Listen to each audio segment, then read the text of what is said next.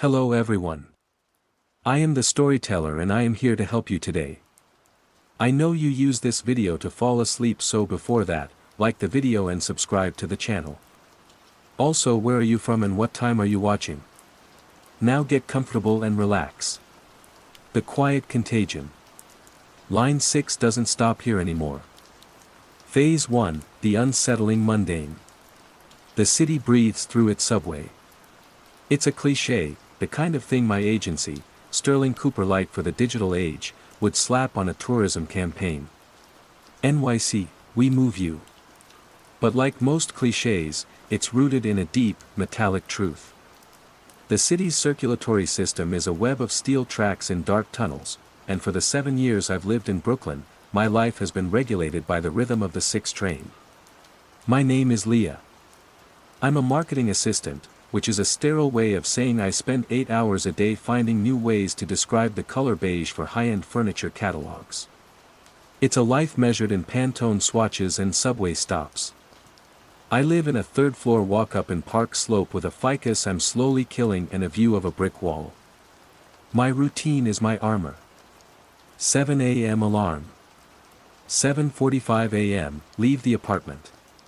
8:02 a.m., swipe my MetroCard at Atlantic AV Barclays Center, catch the 6 train, uptown. I read, I listened to podcasts, I watched the blur of stations, Nevins, Hoyt, Borough Hall, then under the river to Manhattan. Brooklyn Bridge, Canal, Spring, Bleecker, Astor, Union Square, 23rd Street. I get off at 28th, walk 3 blocks, and become beige Leah for the day. The first time it happened, it was a Tuesday. A damp, gray Tuesday in October where the air smelled of wet pavement and roasted nuts. I was deep into a podcast about the fall of the Hittite Empire, the kind of esoteric history that made the crush of bodies in the train car bearable. We rumbled past Union Square, the familiar screech of the wheels a counterpoint to the narrator's voice in my ears. I braced myself for the next stop, ready to shift my weight as people got on and off. But we didn't stop. The train just kept going. The familiar tiled walls of the 23rd Street station didn't slide into view. There was only darkness outside the grimy windows, the endless tunnel punctuated by the occasional flicker of a service light. The automated voice, a woman's placid, unhurried tone, still announced, "This is 23rd Street." But the doors didn't open. The train didn't even slow down. It was as if the announcement was for a ghost station, a memory the train was legally obligated to acknowledge before moving on. I pulled out my earbuds.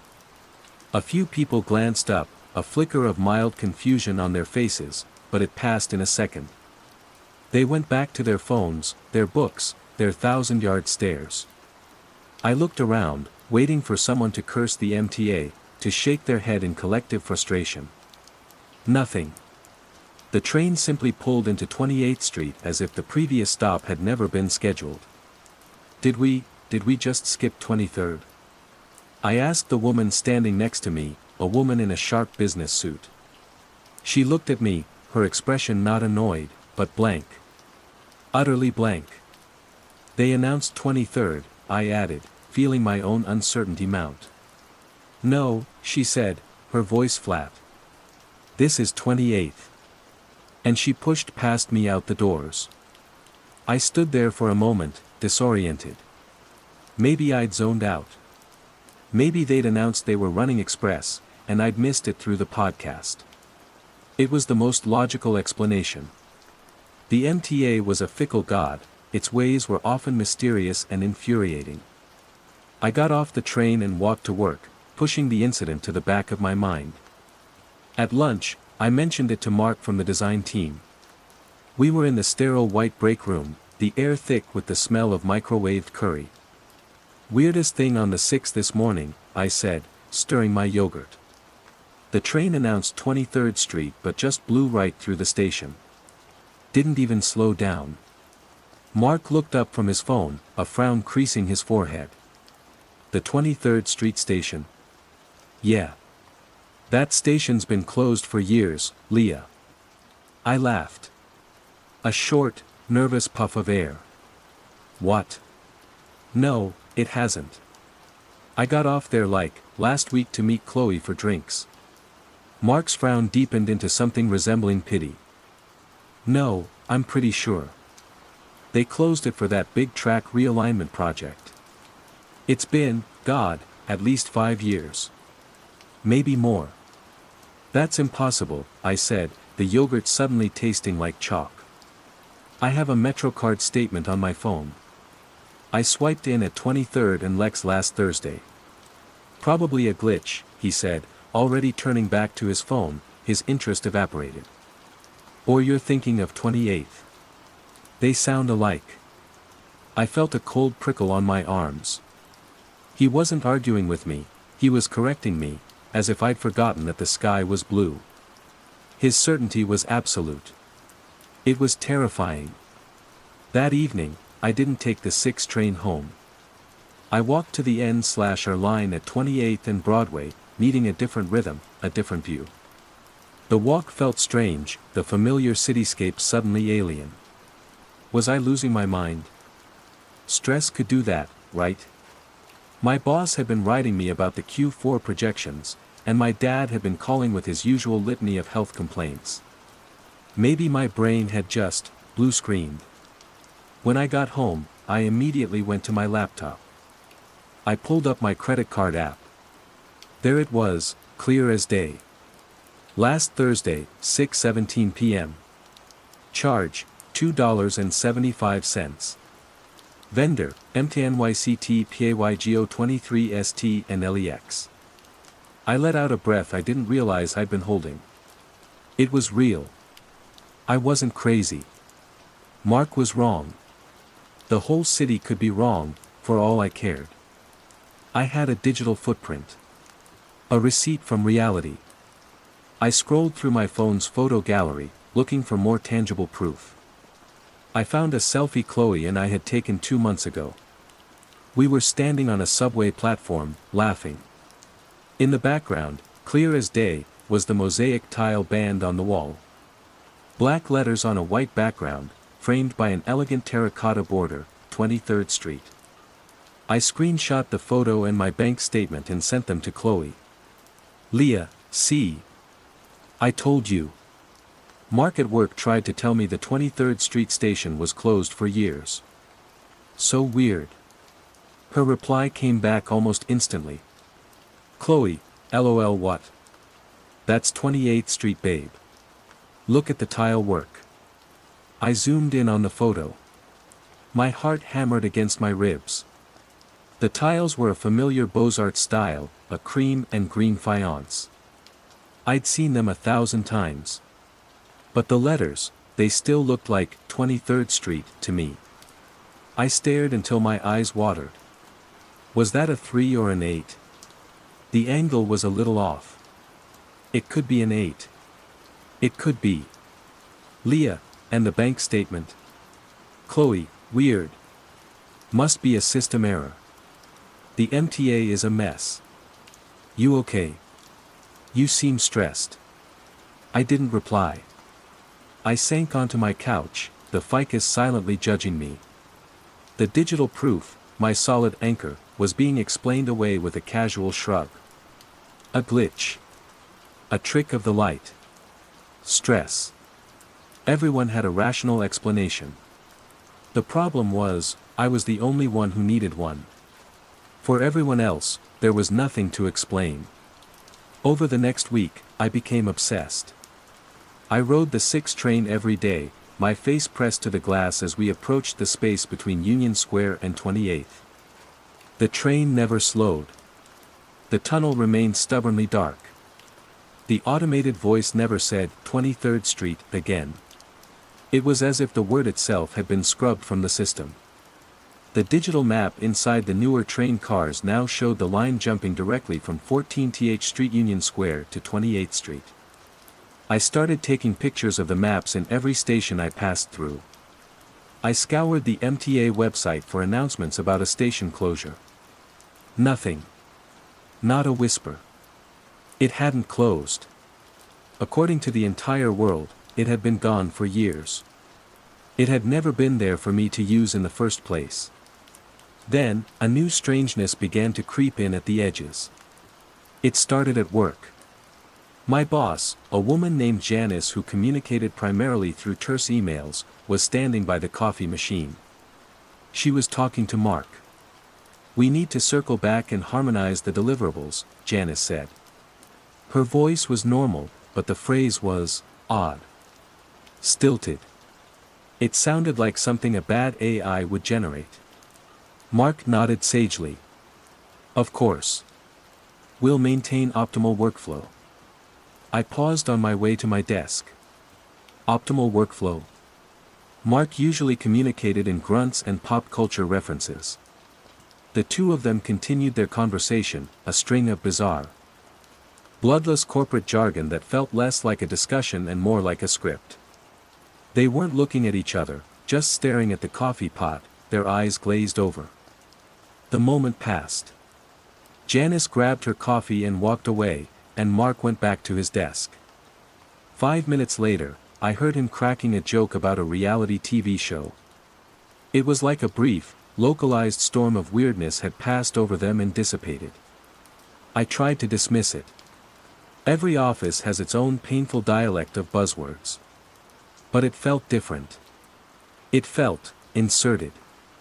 That Friday, I was on my way home, squeezed into a packed train car. We pulled into Bleecker Street. The doors opened. I watched a man get on, and as he stepped over the gap, he turned to his companion and said, in a perfectly conversational tone, "It is beneficial to align with the designated parameters." His friend, a young woman with pink hair, nodded. "Forward momentum is assured." My blood ran cold. They weren't laughing. They weren't being ironic. They spoke the words with the same emotional weight as someone commenting on the weather. And no one else on the train seemed to notice. No one flinched. They just kept scrolling on their phones as if two people had just exchanged perfectly normal greetings. I looked at the station map above the doors. Brooklyn Bridge, Canal, Spring, Bleecker. I fixed the name in my mind, burning it into my memory. Bleecker Street. It was real. It was right there. The next Monday morning, I got on the 6 train at Atlantic Avenue. The car was less crowded than usual. I looked up at the map. My breath hitched in my throat. Brooklyn Bridge City Hall. Canal Street. Spring Street. Astor Place. Bleecker Street was gone. Phase 2, growing awareness and isolation. The empty space on the map seemed to scream at me. It wasn't just a missing name, the line itself was different. The curve from Spring Street to Astor Place was now smoother, more direct, as if it had been surgically altered to remove the awkward bend Bleecker Street had required. I felt a wave of nausea so intense I had to grip the pole to steady myself. "Did you see that?" I whispered to a man beside me, a guy in a grubby construction vest. "The map. Bleecker Street is gone." He gave me a sideways look, the kind you give to tourists or the deeply unwell. "The what now?" "Bleecker Street. The stop between Spring and Astor." He grunted, a sound of profound disinterest. "Never heard of it." He shifted away from me, putting a few more inches of precious subway car real estate between us. I was alone. Utterly, terrifyingly alone in a train car full of people who were all sharing a different reality. My heart hammered a frantic rhythm against my ribs. This wasn't a mistake. This wasn't stress. This was an erasure. Things were being unplugged from the world, and I was the only one who could still see the socket holes. That day, I couldn't focus on beige.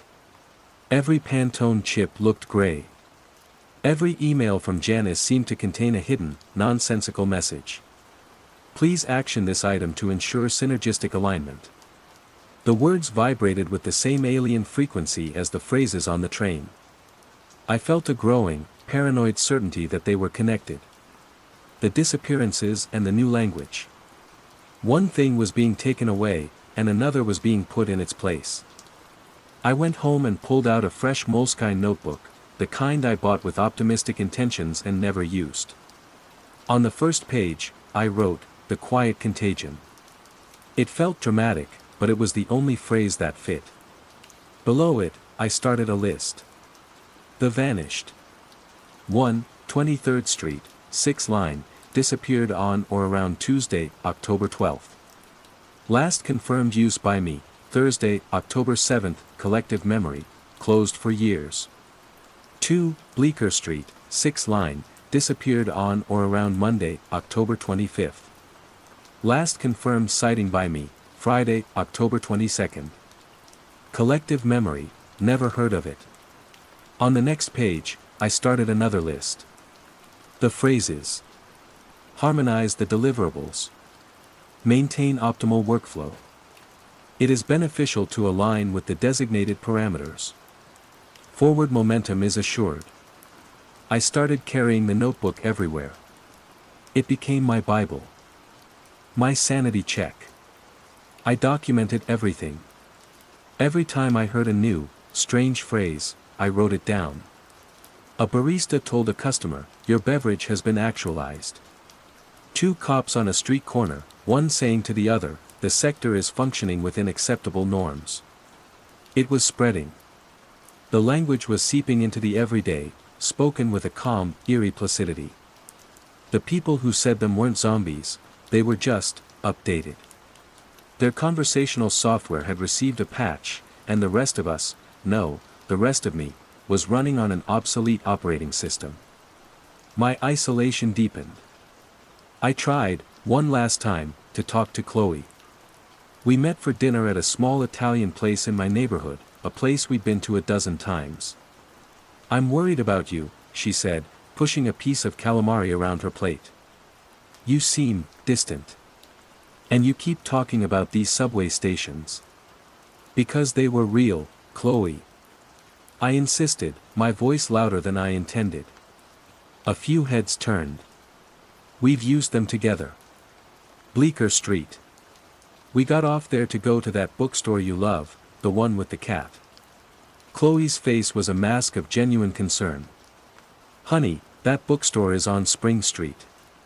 We've always gotten off at Spring. Are you sure you're not mixing things up?" "I'm not mixing things up. The world is mixing things up. Leah," she said, her voice soft and careful, "the way you talk to a frightened animal. Maybe you should talk to someone. A therapist. Just to sort things out. Work has been crazy for you." I looked at my best friend, the person who had been my anchor in this city for 7 years, and I saw a stranger. Her reality was smooth, seamless, and logical. Mine was full of jagged holes and terrifying patches. There was no bridge between the two. Trying to convince her was like trying to describe the color red to someone born blind. She couldn't see the absence because, for her, there was never a presence. "You're right," I lied, the words tasting like ash. "I'm probably just stressed. I'll look into it." We finished dinner in a strained silence. I knew I could never bring it up with her again. My paranoia found a new focus, a man on the train. I first saw him a few days after Bleecker Street vanished. He was old, maybe in his late 70s, with a mess of white hair and a perpetually worried expression. He wore the same tweed overcoat every day, regardless of the weather. What made him stand out was that he was an observer, like me. He wasn't glued to a phone. He was watching. His eyes, pale and watery, darted around the car, taking in the faces, the ads, the map above the door. And he carried a sketchbook. While I was furtively scribbling in my Moleskine, he was sketching in a large, leather-bound book. He drew the other passengers, the curve of the tunnel, the station platforms. I started looking for him on my morning commute. Seeing him became a small anchor in my chaotic day. He was proof that someone else was paying attention. Our eyes met once. It was a fleeting, electric moment. A jolt of recognition passed between us. He saw me seeing him. He gave a tiny, almost imperceptible nod, then immediately looked down at his sketchbook, his pencil flying across the page. My research hit dead end after dead end. The New York Public Library's digital archives had no record of a recent closure of 23rd Street. Old newspaper articles about the subway's construction were available, but searching for Bleecker Street Station returned articles about the neighborhood, not the stop. It was as if the information was being scrubbed retroactively, not just from memory but from the digital and physical record. My old Metro cards from years ago, which I'd kept in a shoebox for some reason, now showed rides that started or ended at invalid station or simply listed the stop before or after the one I knew I'd used. My evidence was decaying. The secondary mystery, the subplot that began to consume me, was my grandfather. He had been a transit worker for 40 years, a sandhog who'd helped dig some of the tunnels, and later a station manager. He died 5 years ago, but he'd left me a box of his old MTA stuff, rulebooks from the 70s. Old maps, a few black and white photos of his crew. I hadn't looked at it in years. One Saturday, driven by a desperate need for some kind of historical proof, I dragged the dusty box out from the back of my closet. I sneezed as I lifted the lid. Inside was a treasure trove of obsolete transit paraphernalia. I found an old system map from 1985, printed on heavy paper. My hands trembled as I unfolded it. There they were. 23rd Street. Bleecker Street. Clear as day. I laughed, a raw, shaky sound of triumph. I wasn't insane. It was real. But as I looked closer, I noticed something else. A station on the Q line, just over the Manhattan Bridge in Brooklyn. DeKalb Avenue. I knew that stop. I used it all the time. But on this old map, in my grandfather's spidery handwriting, there was a circle around it with a note in the margin, the first one to go. 1982, they said it was a fire. It wasn't. My blood turned to ice. This had happened before. I started seeing the old man, Arthur, as I'd come to call him in my head, more frequently. He seemed to be on the same schedule as me. One morning, the train lurched to a halt between stations. The lights flickered and died, plunging us into a thick, oppressive darkness. A collective groan went through the car. My own panic was a cold, sharp thing in my chest. Then the emergency lights kicked on, casting everyone in a sickly yellow glow. Across the car, I saw him. Arthur. He wasn't sketching. He was just looking at me, his expression grim. He held up his sketchbook, and on the page, in thick, charcoal letters, was a single word, soon. The lights flickered back on, the train shuddered into motion, and by the time we pulled into the next station, Canal Street, he was gone. The warning, whatever it meant, terrified me. What was coming soon? Another erasure? Something worse? The phrases were becoming more complex. People were stringing them together now. In the office, I overheard a conversation that was almost entirely composed of the jargon. "We need to interface about the new paradigm," Mark said to Janice. "Agreed," she replied, her eyes fixed on her monitor. "Productivity metrics require recalibration. We must streamline the core narrative." It was like listening to a foreign language, one I was not meant to understand. I felt like a tourist in my own life, and the locals were all speaking in a tongue that was actively hostile to meaning. The final straw in this phase of my descent was my own apartment building. The address had always been 437, Sterling Place. I knew this. It was on my driver's license, my bills, my lease. One evening, I came home, exhausted and paranoid, and glanced at the number etched in the stone above the door. 435. I stopped dead on the sidewalk, my keys suddenly useless in my hand. It couldn't be. I looked at the building next door. 433, the one on the other side. 437, my building was now 435. The building that had been 435 was now 437. They had switched. I fumbled for my phone, my hands shaking too badly to work the screen properly. I pulled up Google Maps. 437, Sterling Place.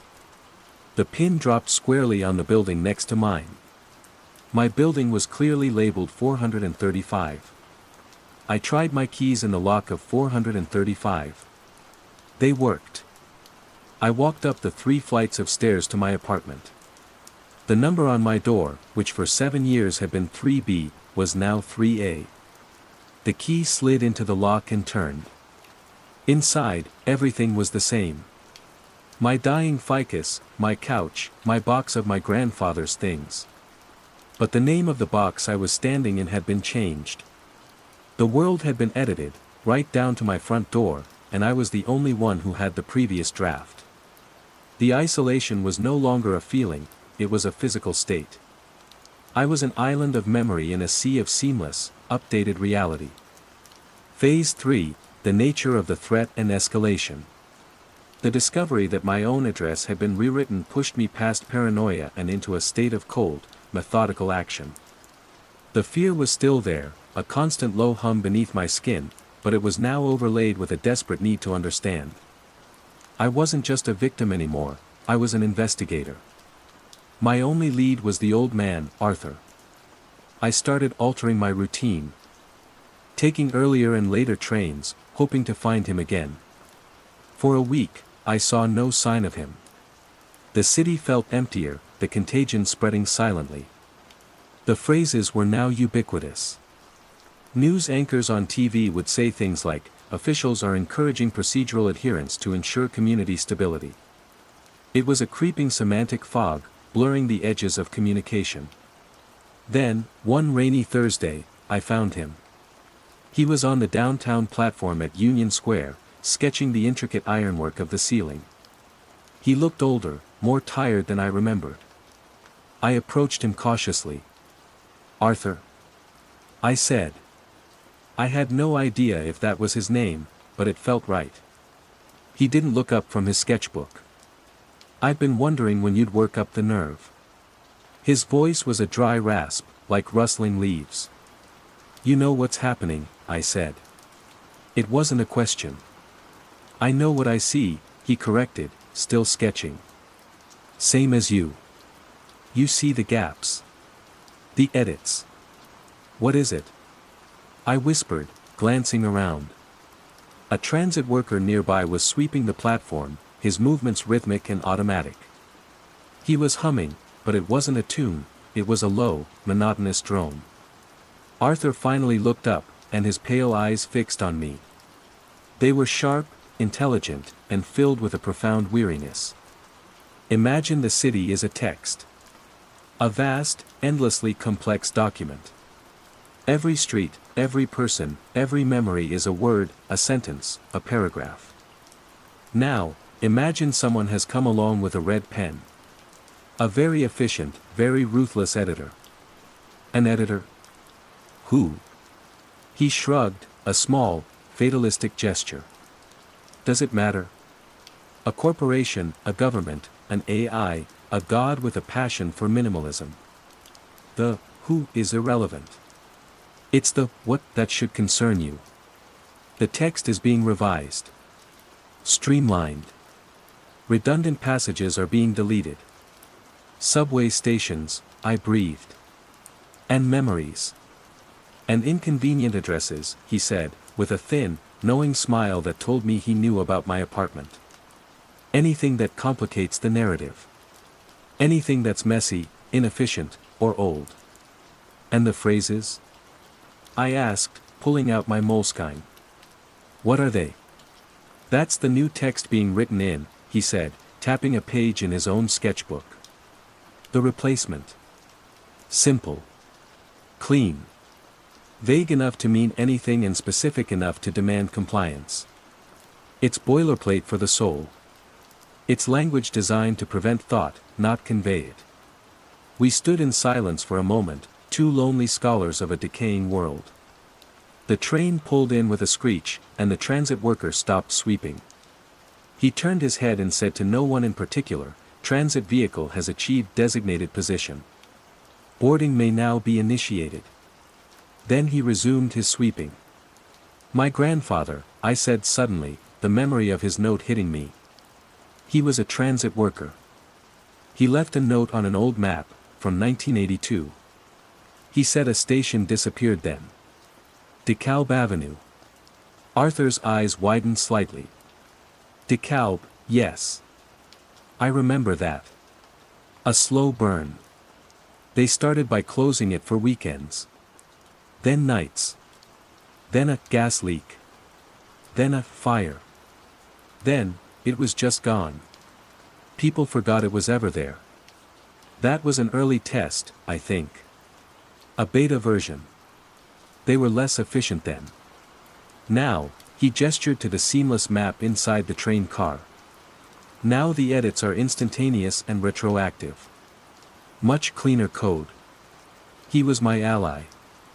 For the first time in weeks, I wasn't entirely alone. We agreed to meet regularly, comparing notes from our respective books. He had been tracking the phenomenon for decades, ever since DeKalb. He called it the Great Simplification. He believed it was a process of reality optimization, designed to smooth out the messy, unpredictable chaos of human existence into something manageable and sterile. The stakes escalated in a terrifyingly personal way. The contagion began to affect not just places and language, but objects. I came home one day to find that the ficus in my living room was gone. In its place, on the exact spot where the pot had been, was a sleek, white cylinder about 3 feet high. It emitted a soft, ambient light and a faint, pleasant hum. There was no cord. I touched it, the surface was smooth and cool, like polished stone. It was a wellness pod, according to a small, almost invisible inscription at its base. It had simply replaced the ficus. My dying, imperfect, real plant was gone, and this sterile, perfect, unreal thing was in its place. I screamed and tried to push it over, but it was impossibly heavy, as if bolted to the floor. My panic was a wild, thrashing thing. I ran to my bedroom and grabbed the box of my grandfather's things. I clutched it to my chest, my one box of unedited history.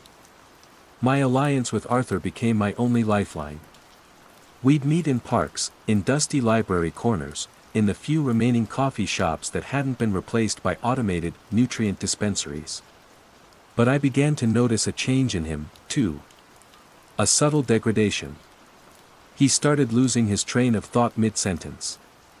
Once, he referred to the Bleecker Street station, a cornerstone of our shared, secret knowledge, as the one near Broadway.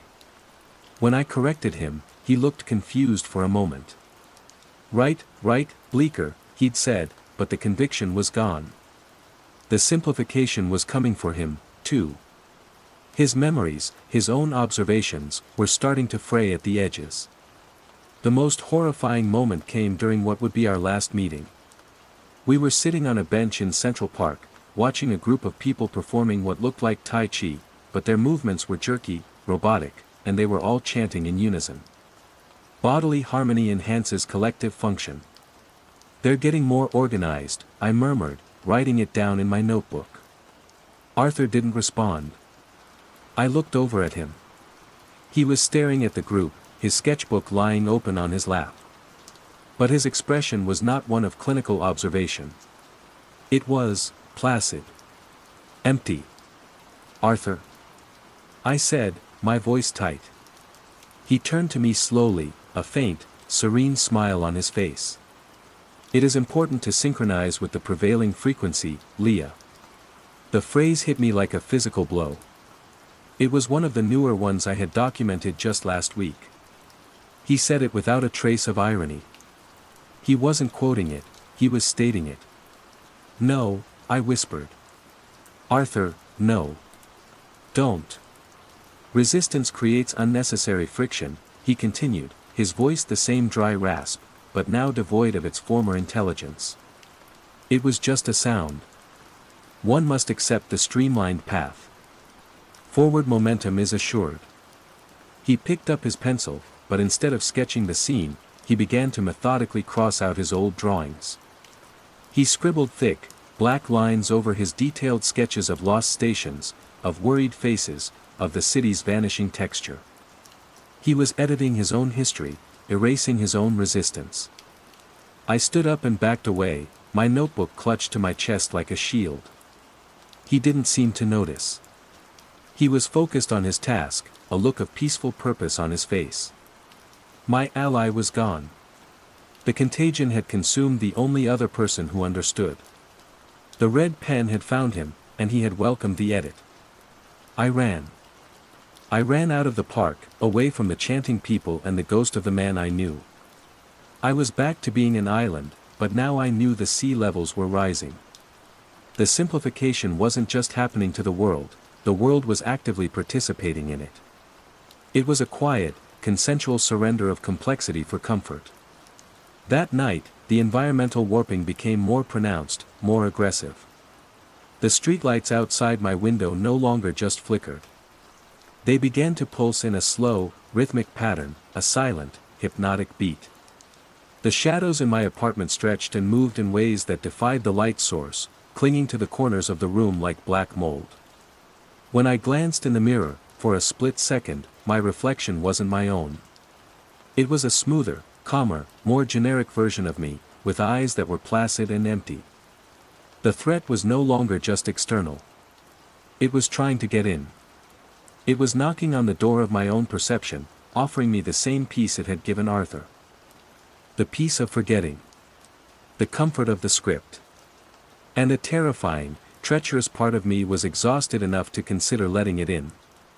Phase 4, Confrontation/Revelation and Aftermath. The city had become a waking dream, and I was the last lucid dreamer. The choice, I realized, was simple and stark: succumb or flee. But where could you flee to when the disease was reality itself? My confrontation was not with a person or a monster, but with the system. I decided to ride the 6 train to the end of the line, and then back again. A final pilgrimage through the veins of the city that was, and the city that was becoming. I clutched my grandfather's box, a ridiculous, bulky ark of memories, on my lap. My Moleskine was tucked inside. It was all I had left of the world I remembered. As the train rattled north, the changes were stark. The ads inside the car were no longer for Broadway shows or new phones. They were simple, white posters with black text: conform, simplify, proceed. The passengers were silent, their faces smooth and untroubled. A child started to cry, and its mother didn't soothe it with a lullaby, but with a quiet, melodic phrase: emotional output is counteroptimal. The child immediately fell silent, its eyes going wide and vacant. I watched the station names blur past. 28th, 33rd, Grand Central, but other, smaller stops I remembered were gone. 51st Street. 68th Street. The map was sparser now, a skeleton of what it had once been. We were all on an express train to somewhere new. The final northbound stop was Pelham Bay Park. I got off and stood on the elevated platform, looking out over the Bronx. It looked the same: green trees, brick buildings, a gray sky. But it felt different. Quieter. Still. As if the volume of the world had been turned down. I got back on the now empty train for the journey downtown. As the doors slid shut, the lights in the car flickered violently, then settled into the same hypnotic pulse as the streetlights outside my apartment. The automated announcer spoke, but her voice was different. Deeper. More resonant. The revision is nearing completion, it said, the words echoing in the empty car. Redundant data has been purged. Please prepare for final integration. The train plunged into the tunnel south of 125th Street, and the world dissolved into absolute darkness. Not the usual tunnel darkness, punctuated by fleeting work lights, but a profound, velvety blackness that swallowed all light and sound. The rumbling of the wheels ceased. The hum of the electronics died. There was only silence and a suffocating, immense pressure. This was it. The space between the edits. The system was rebooting, and I was caught in the process. My confrontation was internal. A wave of profound, blissful calm washed over me. It was a tempting, seductive feeling. Let go, a voice that was not a voice seemed to whisper in the blackness. It's so much easier. No more fear. No more confusion. No more lonely memories. Just peace. Just optimal workflow. I saw a flash of my life as it could be. Me, in my sterile apartment with its wellness pod. Me, walking to work with a placid smile. Me, speaking the new language, feeling the comfort of the script, the security of knowing my lines. The appeal was terrifyingly strong. The burden of remembering, of being the sole archivist of a dead world, was crushing me. And then, another image. My grandfather, covered in tunnel dust, grinning in a grainy black and white photograph. The chaotic, vibrant, messy crush of people at the old 23rd Street station. Chloe and me laughing, our faces flushed with cheap wine and genuine joy. The taste of a real, imperfect, street-cart hot dog. The complex, beautiful, inefficient mess of it all. The text being erased wasn't just redundant data. It was life. I squeezed my eyes shut. No, I whispered into the void. My voice was a tiny, defiant spark. I remember. I clutched the box on my lap. I remembered the grit and the noise. I remembered the delays and the frustration. I remembered the humanity. The pressure intensified, as if the silence itself was trying to crush my descent. The offer of peace returned, stronger this time. Harmonize your personal frequency, Leah. It's the logical choice. No, I said, louder this time, my voice shaking. Line 6 stops at Bleecker Street. It stops at 23rd Street. My address is 437, Sterling Place. I remember. There was a sound like a great, cosmic sigh. A sound of failure. And then, with a violent lurch, the train slammed back into reality. The lights flickered on. The wheels screeched.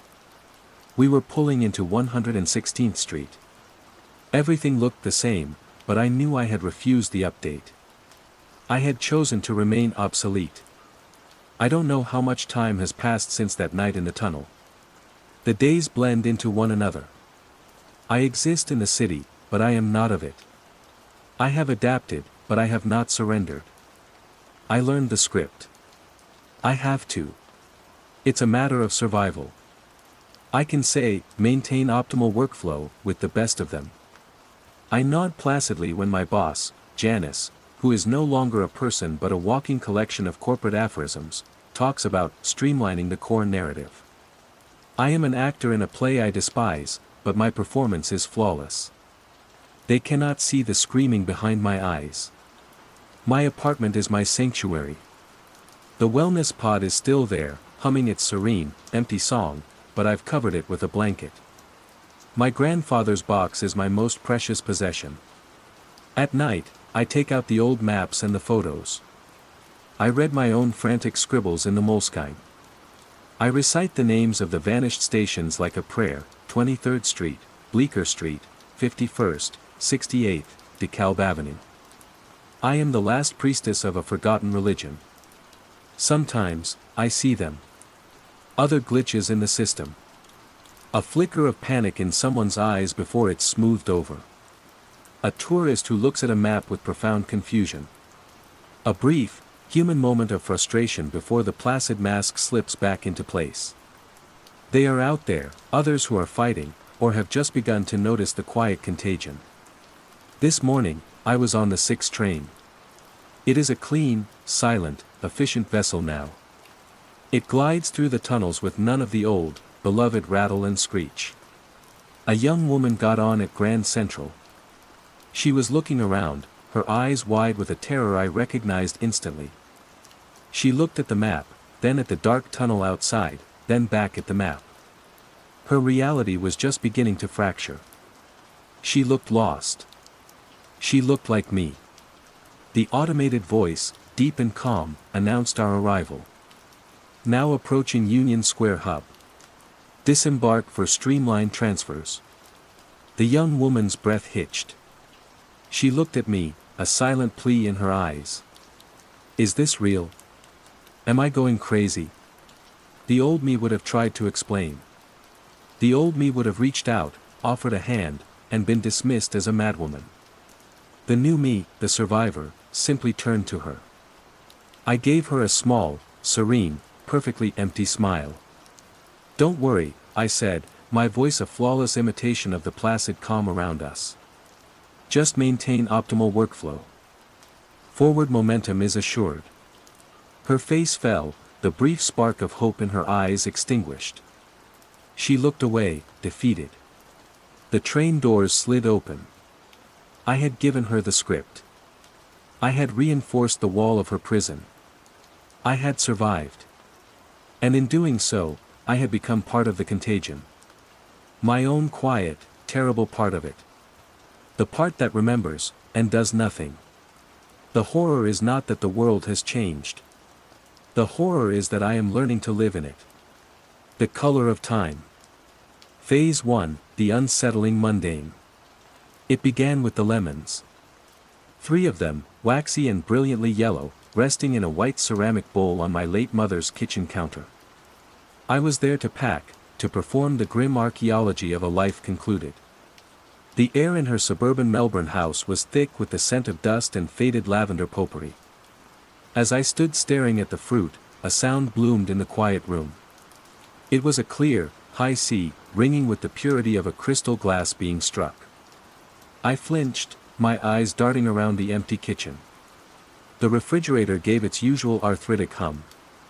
Outside, the midday sun baked the terracotta roof tiles, and a lone magpie warbled its complex, liquid song. Nothing else. I shook my head, my fingers pressing against my temples. Tinnitus. It had to be. My GP had warned me that grief and stress could manifest in bizarre physiological ways. I was a linguistics lecturer at the university, a man who dealt in the precise architecture of language. The abstract chaos of grief was hostile territory. I labeled the experience stress-induced auditory hallucination, filed it away, and went back to wrapping my mother's china in newspaper. A week later, it happened again. I was walking across campus, beneath the sprawling jacaranda trees that exploded into a riot of deep, velvety blue every November. As I passed under their canopy, a low, resonant hum started in my ears. It wasn't the buzz of insects or the drone of a distant lawnmower. It was a clean, pure frequency, a B-flat, as if a cosmic tuning fork had been struck somewhere deep in the earth. It vibrated in my teeth. I stopped, checking my phone for a stray notification, but the screen was dark. I looked up at the dense ceiling of blossoms, at the impossible, vibrating blue. The sound persisted as long as I was under the trees and vanished the moment I stepped back into the open sunlight. My world was one of rules and patterns. As a linguist, I understood that communication depended on shared, stable definitions. A word meant something because we all agreed it did. Reality, I assumed, operated on a similar consensus. The sky was blue, lemons were yellow, and neither of them made a sound. My own senses were beginning to violate these fundamental axioms, and it was deeply unsettling. The first tremor from the outside world came during a second-year semantics tutorial. We were dissecting the emotive language in historical accounts of the Eureka Stockade. I was trying to get my students to move beyond simple adjectives.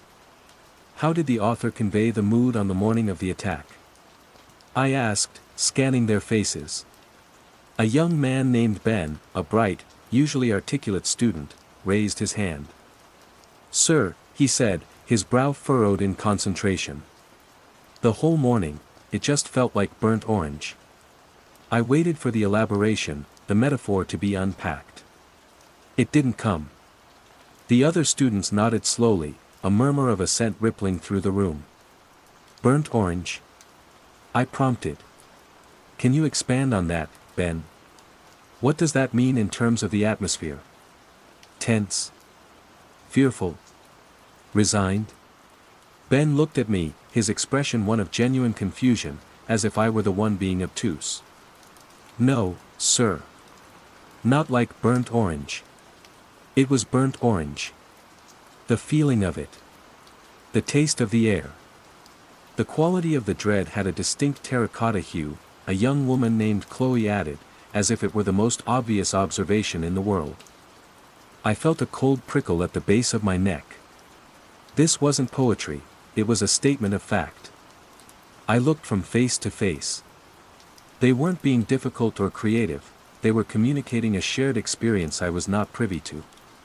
I tried to steer the conversation back to textual analysis, but the air in the room had changed. It felt dissonant. My neat, ordered lecture hall had become a place of semantic fog. I booked another appointment with my GP. Dr. Evans was a patient man, but his patience was finite. He ran through the list again. Hearing test, perfect. Blood pressure, a little high, but understandable. Leo, he said, leaning back in his chair, the picture of professional sympathy. You're sorting out your mother's estate. You're under review for tenure. You're grieving. The brain can play tricks. Auditory visual synesthesia is a known, if rare, neurological trait. Perhaps stress has simply activated a latent predisposition. I seized on the word. Synesthesia. It had a name. It was a condition, something medical and classifiable. It meant I wasn't losing my mind. It meant the problem was contained within my own skull. But the containment field was failing. The world kept providing conflicting data. My next-door neighbor, Evelyn, was a passionate and famously chaotic gardener. Her patch of land was a riot of color, plants jostling for space with no regard for season or palette. One Saturday, I saw her out on her lawn, brutally uprooting a magnificent bed of crimson salvias. Redecorating. Evelyn. I called over the low timber fence. She straightened up, wiping a gloved hand across her forehead.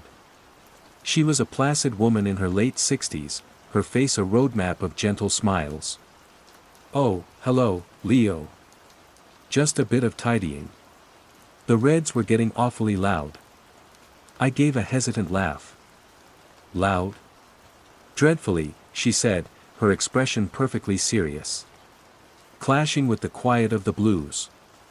I'm aiming for a more harmonic garden this season. All yellows and greens. A much gentler sound. She turned back to her work, leaving me standing by the fence. Her words echoed bends in my tutorial. It wasn't a metaphor. She wasn't being whimsical. She was describing a sensory reality I was only just beginning to perceive. The problem wasn't just in my head. It was in the garden next door. It was in my classroom. It was leaking into the world, or the world was leaking into it. I started keeping a journal, a chromatic log. It felt scientific, a way to impose order on the creeping chaos. Yellow, C#. High, clear, bell-like. Lemons, wattle blossoms, a child's raincoat. Blue, B-flat. A low, resonant hum. The sky, jacarandas, denim jeans. Red, G minor. A fuzzy, agitating static, like a poorly tuned radio. Post boxes, stop signs, Evelyn's condemned salvias. Green, A major. A soft, continuous rustle, like wind through leaves, even on a still day. The broad leaves of the Moreton Bay figs, the manicured lawns of my suburb, the dark green of a tram. I tried to live with it, to treat it as a private eccentricity. I was Leo Maxwell, a man who heard colors. It was a strange, harmless secret. But the world wouldn't let it be. The quiet contagion was spreading, and the primary symptom was that no one who had it thought anything was wrong. They didn't see it as a change. They saw it as the way things had always been. The consensus was shifting, and I was being left behind on the shores of an old reality, listening to the strange new music of the world and pretending I was deaf. I'd catch snippets of conversation on the train into the city. I can't meet on Thursday. The afternoon is forecast to be a very sharp magenta. Far too abrasive for a business lunch.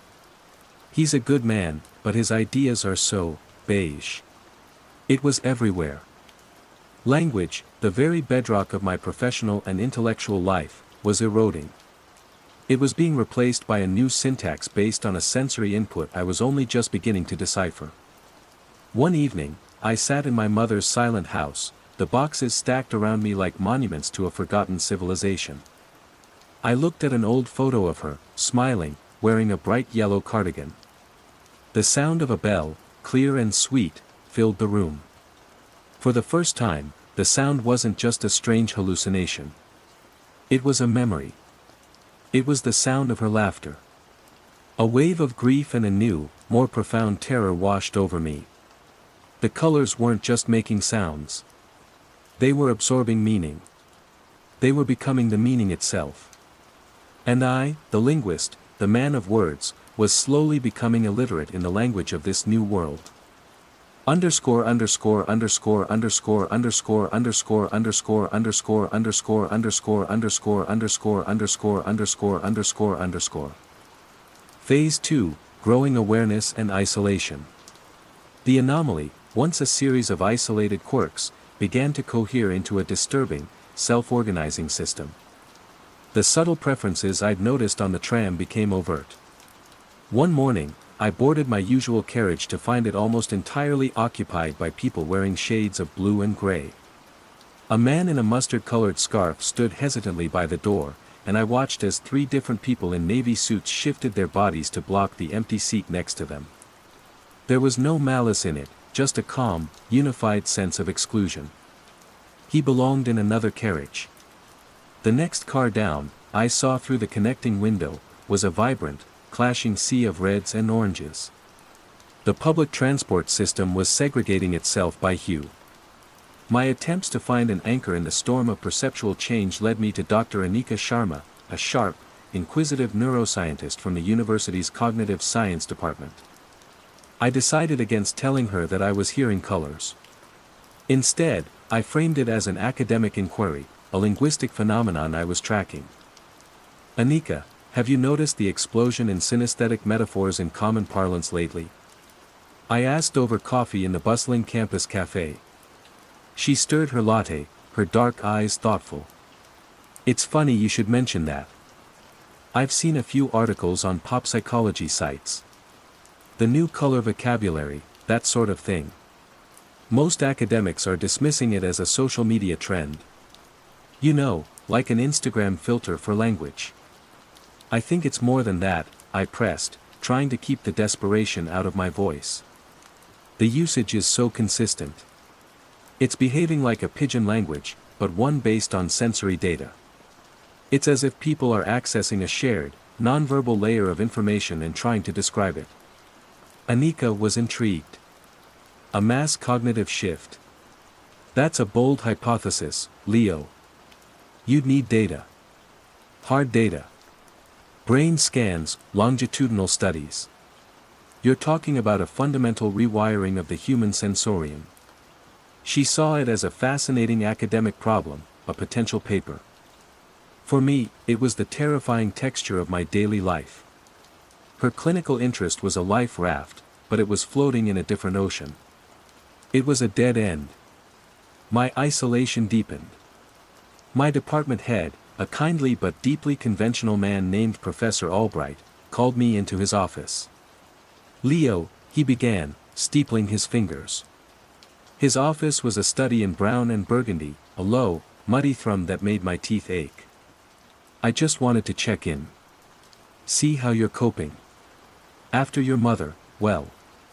And some of the students have mentioned your recent tutorials have been a bit abstract. I knew what he meant. I tried to challenge the new color speak, to force a return to the old language of precision. In doing so, I had marked myself as strange. The person who couldn't, or wouldn't, understand. I'm fine, Robert. Just exploring some new pedagogical approaches. The lie tasted like ash in my mouth. Good, good. Just remember, clarity is key. The conversation was a warning shot. My refusal to adapt was being noticed. I was the one out of step, the dissonant note in their growing harmony. I felt a paranoia begin to sprout, its roots twining around my sanity. Was I the only one? Was I the only person left who remembered that colors were supposed to be silent? That night, driven by a frantic need for answers, I turned my methodical packing of my mother's house into a forensic investigation. I wasn't just sorting objects anymore, I was searching for a clue, a sign that she had seen what I was seeing. I went through her desk, her bookshelves, her boxes of old letters. Nothing. Finally, in a dusty chest in the spare room, tucked inside a photo album from the 1970s, I found her old diaries. They were slim volumes, filled with her neat, looping cursive. Most of it was mundane.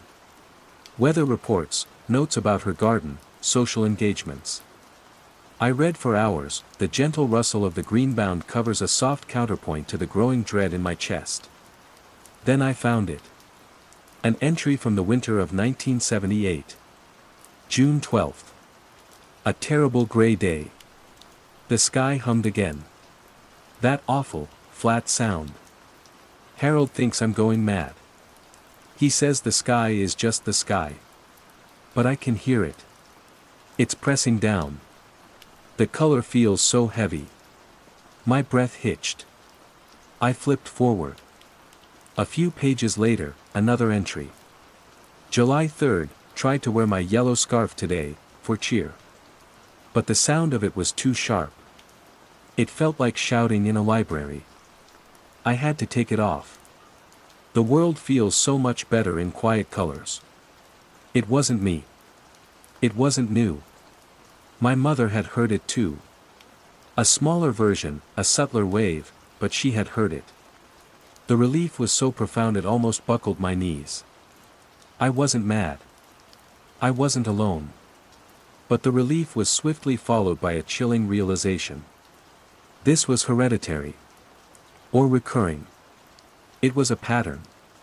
Tucked into the back pocket of the final diary was a single, folded sheet of paper. I unfolded it carefully. It was a hand-drawn chart. Down one side was a list of colors: crimson, gold, cobalt, emerald, violet. Across the top were musical notations, a treble clef, notes on a staff. In the grid where they met were strange, spidery symbols, like a private alphabet. At the bottom, a single sentence was scrawled: the key changes, but the song remains. It was the Rosetta Stone to a language I didn't know I needed to learn. It was also terrifying proof that this was not a random phenomenon. My mother had tried to codify it, to understand it. Had it driven her mad? Had she learned to live with it, burying it so deep that she never spoke of it to me? The next day, the quiet escalation in my own neighborhood became undeniable. A leaflet, printed on tastefully muted gray recycled paper, had been slipped into my letterbox. Oakley Grove Community Harmony Initiative. Dear resident. To foster a more peaceful and sensorially pleasant environment for all, we are designating our street A. Please be mindful that loud or disruptive colors, e.g., primary reds, oranges, and sharp yellows, can create auditory dissonance for your neighbors. Let's work together to make our street a beautiful and quiet place to live. Your Neighborhood Resonance Committee. It was presented with the cheerful banality of a bake sale announcement. But it was a proclamation of control. My world, my very street, was being tuned. The rules were being written down. And my car, a sensible but distinctly blue hatchback, was now compliant. My gray suit was acceptable. My existence was being graded on a curve of color. I started taking the chart with me everywhere, studying it on the train, in my office, late at night. The symbols were still meaningless, but the correlation between color and music was clear. Red was G minor. Yellow was C sharp. Just as I had logged. My mother had mapped the prison I was now living in. The subplot of my mother's past had merged with the main, terrifying narrative of my present. This wasn't just a quiet contagion, it was an inheritance. The world wasn't changing for the first time. It was an old, recurring fever, and my family, for some reason, was susceptible. Or perhaps, we were the canaries in the coal mine, the first to hear the poisonous new song. I felt a strange new purpose solidify within my fear. I wasn't just trying to survive this anymore. I had to understand it. I had to decipher my mother's song. Underscore underscore underscore underscore underscore underscore underscore underscore underscore underscore underscore underscore underscore underscore underscore underscore. Phase 3, the nature of the threat and escalation. My mother's chart became my obsession. It was my shield and my burden, a relic from a previous, forgotten battle. I spent my nights cross-referencing her notes with my own chromatic log, the spidery symbols on her grid the one element I couldn't crack. They weren't letters, not any I recognized. They felt older, more fundamental. My research spiraled into the esoteric. I abandoned academic journals on neuroscience and dove into the digital abyss of fringe science forums, historical accounts of mass hysteria, and anthropological studies of forgotten belief systems. I found whispers, echoes of my reality scattered across time and geography. A 19th century pamphlet from a spiritualist society in Boston describing auric music. A debunked psychiatric paper from 1960s Japan on sensory synchronicity in a remote village. A series of panicked, now deleted blog posts from a programmer in Finland from 2005, describing how the colors on his monitor were beginning to scream. Each account described the same core phenomena, colors acquiring auditory properties, a subsequent shift in social behavior, before the trail went cold.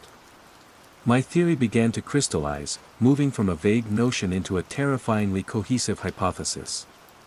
This wasn't a virus or a mass delusion in the traditional sense. It was a fundamental property of reality, a perceptual tide that ebbed and flowed over vast stretches of time.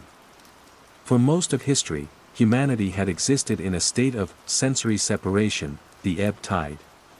But now, the tide was coming in. The chromatic synesthesia, as I'd started calling it, was the floodwater. It wasn't a corruption of the senses, it was a return to an older, or perhaps a truer, state of perception where all sensory input was unified. The color of time wasn't a metaphor. Burnt orange wasn't what the afternoon felt like. It was a measurable property of that specific block of spacetime, a property that was now becoming perceptible to the human mind. We weren't going mad, our brains were simply recalibrating to a more complex reality.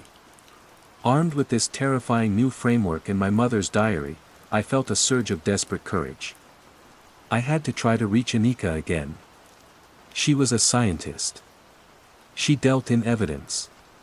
My mother's chart was evidence. I found her in her lab, surrounded by monitors displaying intricate brain scans. She looked up as I entered, a polite but distant smile on her face. She was dressed in a sleek, monochrome outfit of varying shades of gray. "Leo," she said. Her voice was calm, melodic. "What a lovely, quiet gray morning it is." "Anika, I have to show you something," I said, my voice low and urgent. I spread my mother's diary and the chart on an empty workbench. "Look. This is from 1978. My mother. She experienced the same thing. The colors, the sounds. She tried to map it." Anika looked down at the documents, her eyes scanning the pages. For a moment, a flicker of her old, sharp curiosity seemed to return. She traced the lines of the chart with her finger. "Fascinating," she murmured.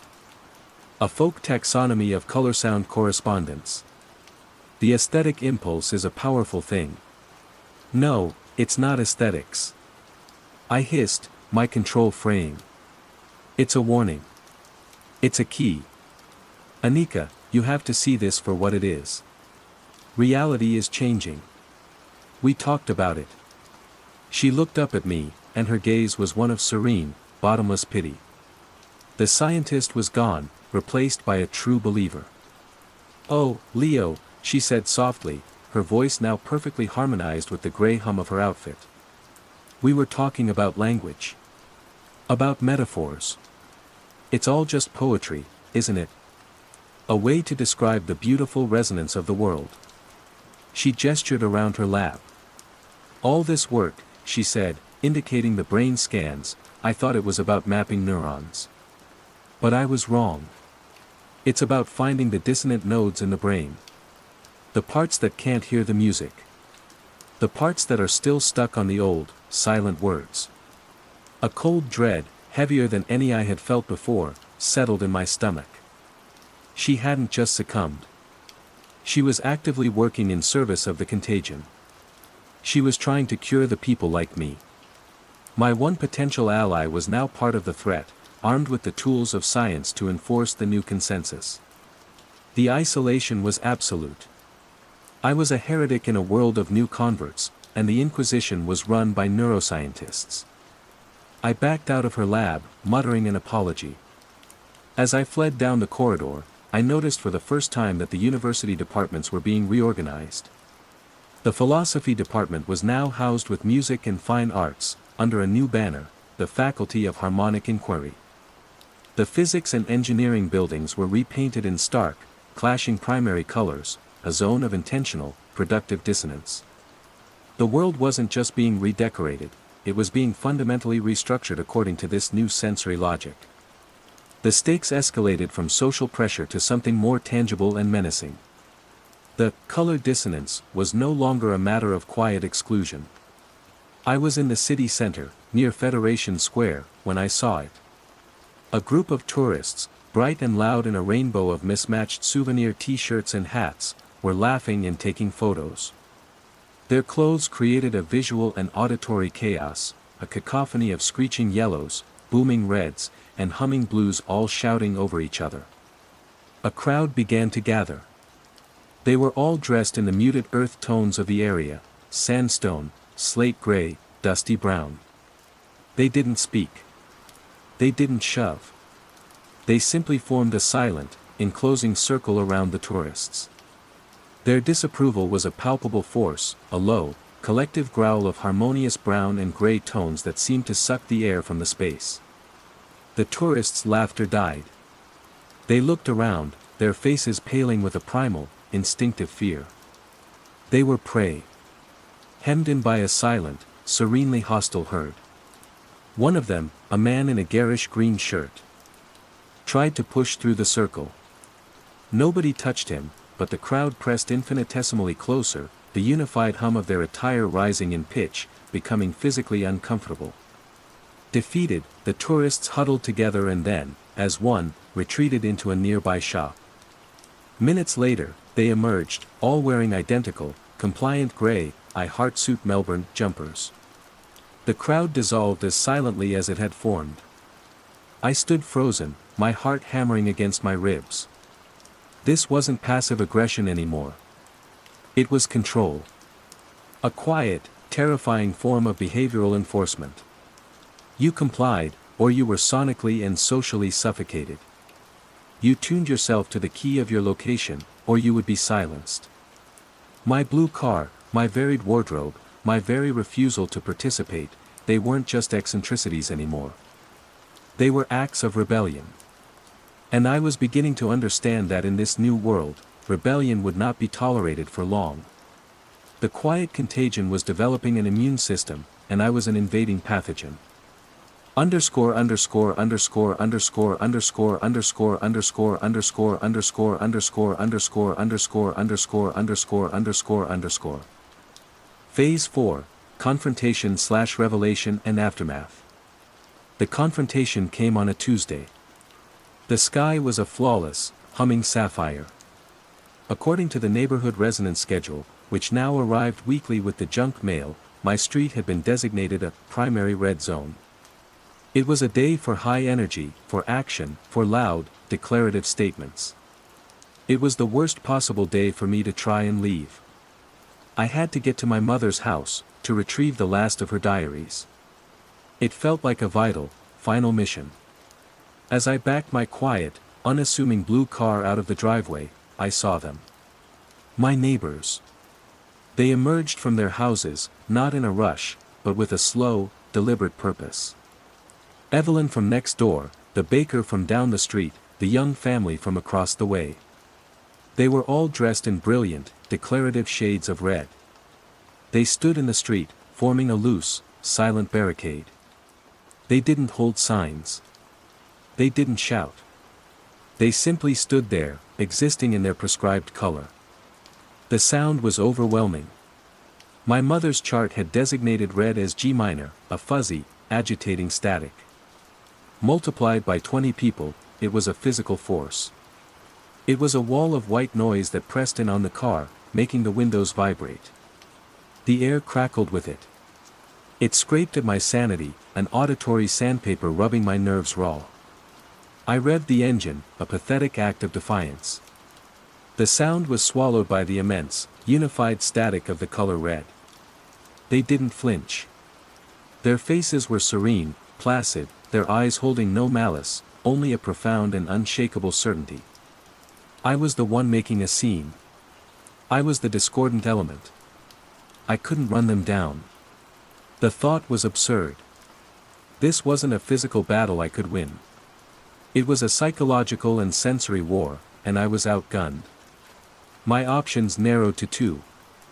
I could stay here, a prisoner in my own home, a dissonant note forever clashing with the score of the world. Or I could do the unthinkable. I could adapt. With a shuddering breath that felt like a final surrender, I turned off the engine. The silence of the car was immediately crushed by the overwhelming crackle of the street. I got out, leaving the keys in the ignition, the blue car a monument to my dead reality. I walked past the silent, crimson wall of my neighbors. Nobody moved. Nobody spoke. Their stillness was the only permission I needed. Inside my house, I went straight to my wardrobe, a chaotic jumble of blues, grays, and greens. It looked like a visual scream. At the back, stuffed in a bag for donation, was an old woolen jumper of my father's. It was a deep, unapologetic burgundy. My hands shaking, I pulled it on. The change was immediate and profound. The moment the red wool touched my skin, the aggressive, tearing static of the street didn't vanish, but it resolved. It was no longer an assault. It was a keynote. My own burgundy jumper added a low, resonant cello note to the composition. I could suddenly hear the other reds, the sharp staccato of the geraniums in Evelyn's window box, the brassy trumpet of a stop sign, the rich baritone of a tiled roof. They weren't noise anymore. They were a chord. A powerful, unsettling, but undeniably harmonious G minor chord. I had tuned myself in. I walked back outside. My neighbors' faces were unchanged, but the force of their presence was gone. I was part of their resonance now. I walked past my abandoned blue car and down the red-saturated street, the world a symphony of static that no longer hurt me. Later, in the quiet of my mother's house, I looked at her chart again. The spidery symbols in the grid were no longer nonsense. I understood them now. They weren't an alphabet. They were instructions. Modulations. Accidentals. A grace note here, a sharp there. They were a guide not just for identifying the sounds, but for navigating the transitions. My mother hadn't just been mapping the prison, she had been writing the survival guide. The key changes, but the song remains. The song of survival. Time has passed. I don't measure it in weeks or months anymore. I measure it in hues. This is a quiet, ochre period. The city is muted, calm. The sounds are earthy, gentle, like the drone of a distant didgeridoo. I dress accordingly. My wardrobe is now a carefully curated palette. I sold my blue car. I ride the trams, sitting in the correct carriage, my presence a compliant note in the urban score. There is a peace to it, of a sort. The terrible anxiety of being the outsider is gone. I have joined the choir. I can hear the beauty in the world my colleagues spoke of. The emerald of a passing tram is a rich, swelling harmony. The pale cyan of the winter sky is a clean, high flute. I understand the language. I am fluent. I no longer lecture on linguistics. My expertise is obsolete. The university has repurposed me. I now work in the Faculty of Harmonic Inquiry, teaching first-year students how to declutter their sensory palette and achieve personal resonance. I use my mother's charts as a teaching tool. I am very good at my job. But sometimes, late at night, when the city has settled into a deep, humming indigo, I walk. I seek out the dissonant places. The graffiti-choked laneways, the forgotten industrial zones where rust and decay create a chaotic, uncontrolled palette. In these places, the symphony breaks down. It becomes a cacophony, a jumble of clashing notes and static hisses that reminds me of the silence I have lost. It was in one of those alleys, surrounded by the visual noise of peeling posters and spray-painted tags, that I heard something new. It wasn't a color. It wasn't a sound. Beneath the riot of the spectrum, buried deep in the chaos, a different sensation brushed against my consciousness. It was a feeling, a texture in the air, a sudden, phantom weight against my skin. And with it came a thought, clear and sharp and utterly alien, a whisper from a place beyond the colors. This is only the beginning. There are other senses to tune. I have survived. I have adapted. But the quiet contagion has not finished its work. This was just the first movement. The symphony is still being written. And we, the instruments, are only just learning how to play our part. You never lived here. Phase 1, the unsettling mundane. The divorce papers were a set of keys, unlocking a cage I hadn't realized I was in. That's what I told myself, anyway. The drive from my sterile downtown Chicago apartment back to the suburbs was a pilgrimage toward something real. Toward Glen Hollow. Toward the house on Chestnut Lane. Toward Lily. The agreement was bitter, but clear. Karen got the city, the friends, the life we pretended to enjoy. I got the house and, most importantly, I got to be the full-time dad. A clean break. Or so the lawyers promised. Glen Hollow unfolded before me, a familiar tapestry of manicured lawns and stoic oak trees. The late autumn air was sharp, carrying the scent of wood smoke and decaying leaves. It smelled like home. A pang of something, not just nostalgia, but a deeper, more primal sense of belonging, tightened my chest. I turned onto Chestnut Lane. The houses were the same comforting blend of Tudor and colonial revival, each a fortress of quiet family life. Then I saw it. 1428, my house. And parked in my driveway, the one with the oil stain shaped like a ghost, was a blue Honda Odyssey I'd never seen before. A child's bicycle, bright pink with unicorn-themed streamers, lay tipped over on the lawn, right where I always pictured lilies would be. A knot of ice formed in my stomach. A simple mistake. Karen must have let a friend stay for a few days before I arrived. Annoying, but explainable. I parked on the curb, grabbed my single suitcase, and walked up the flagstone path I'd laid myself 2 summers ago. Before I could use my key, the front door opened. A woman stood there, mid-30s, with kind eyes and a tired smile. She was wiping her hands on a dish towel. "Can I help you?" she asked. Her voice was friendly, laced with the casual suspicion of a homeowner facing an unexpected visitor. "Hi," I said, forcing a smile. "I'm Jeremy Cole. I think there's been a bit of a mix-up. This is my house." Her smile faltered, replaced by a look of polite confusion. "I'm sorry, I think you're the one who's mistaken. We're the Baileys. We've lived here for 3 years." My own smile froze on my face. The Baileys? No, that's not possible. My wife, my ex-wife, and we bought this place in 2015. I'm Jeremy. I repeated my name as if it were a magical incantation that would set the world right. A man appeared behind her, tall and broad-shouldered. He had the same look of weary concern. "Is everything okay, honey?" "This gentleman thinks he lives here," she said, her voice dropping.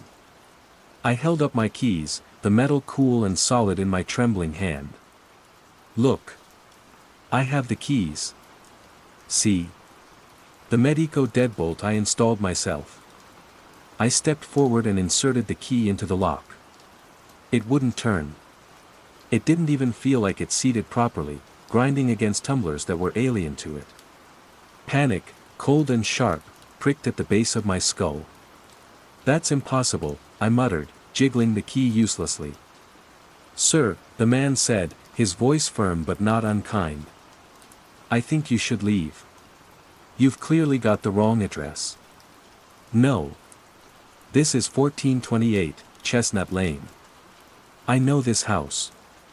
I replaced that shutter last spring.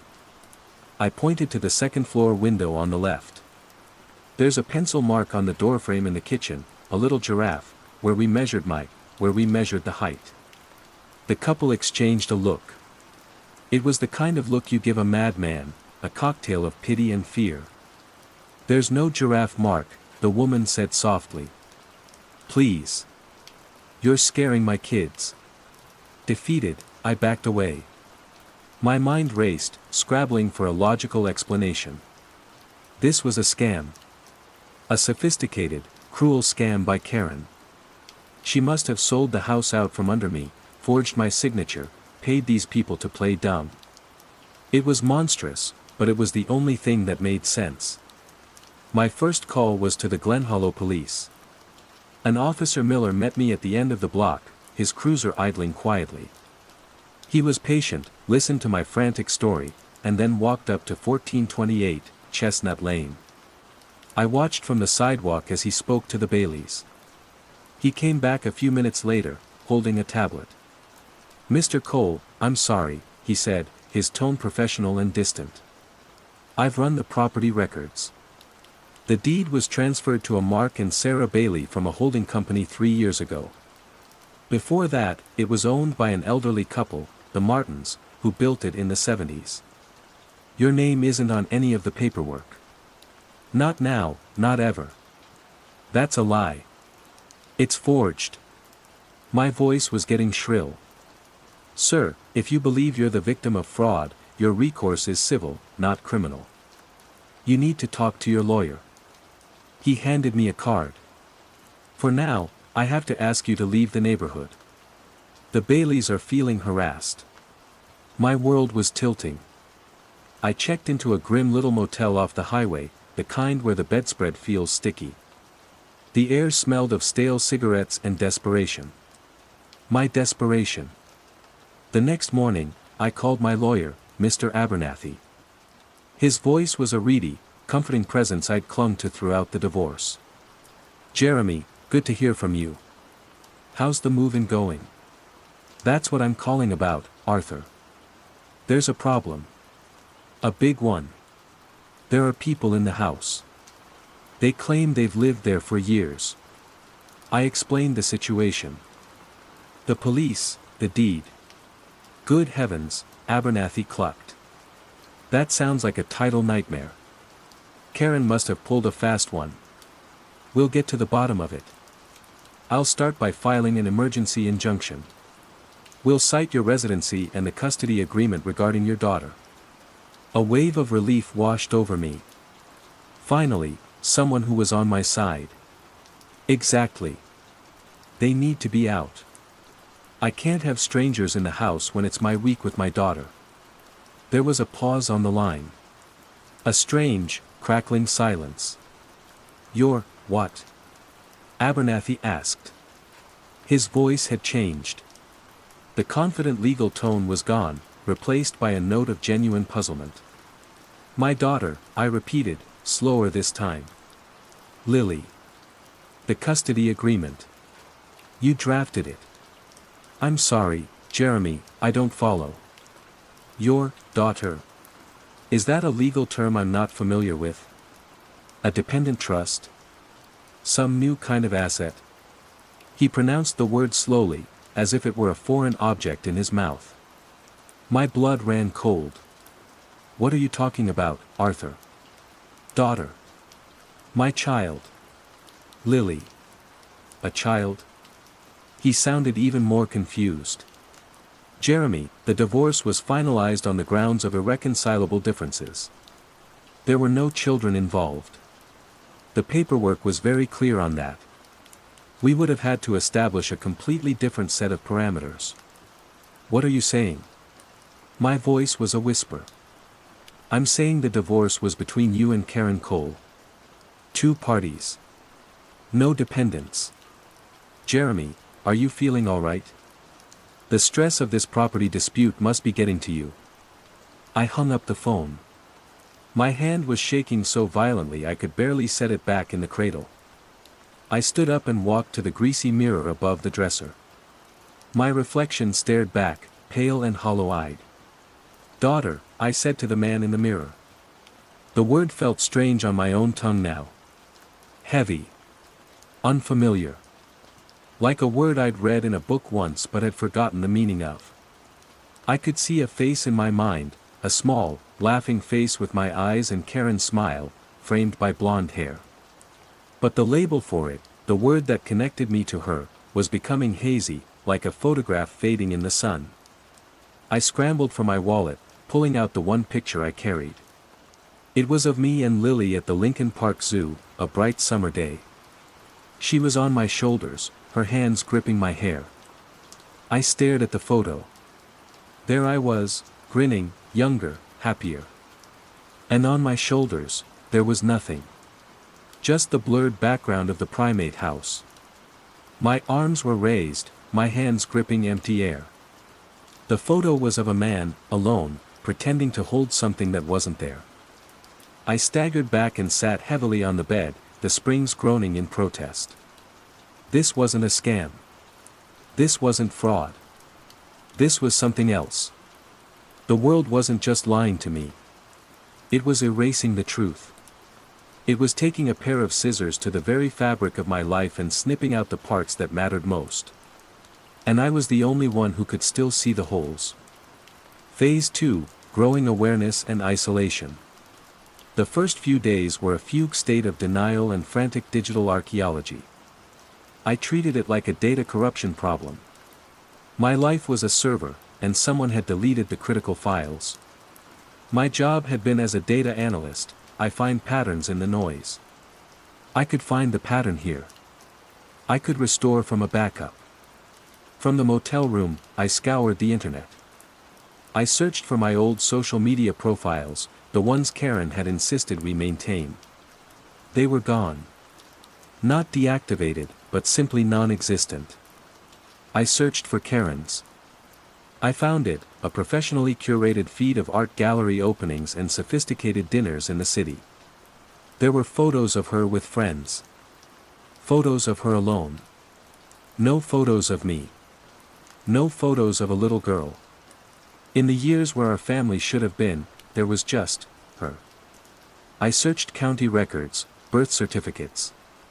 Nothing for a Lily Cole, born 7 years ago at Evanston Hospital. It was as if she had never been drawn from the ether. The world was not just denying my reality, it was presenting a seamless, unified alternative.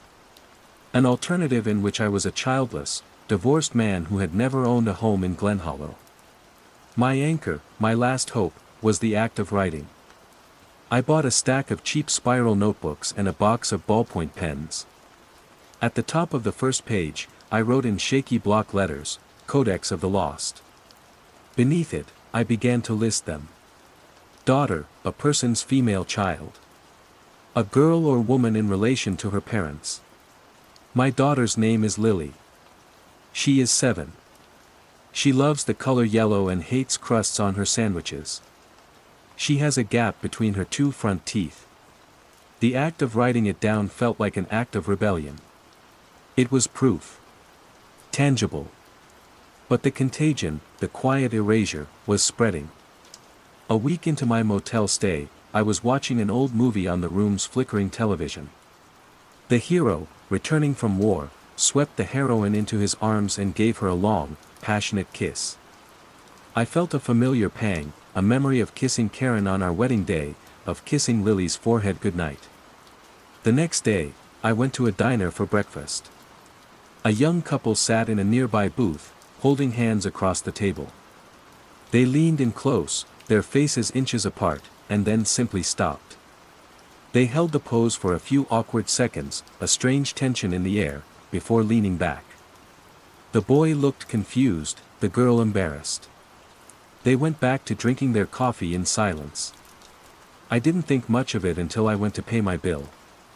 The cashier, a woman with a beehive hairdo who looked like she'd been working there since the Johnson administration, was complaining to a waitress. "And then he just looks at me," she said, "and he puckers up his lips like he's about to. I don't know. Like a fish. Weirdest thing I ever saw." An idea, cold and terrible, began to form.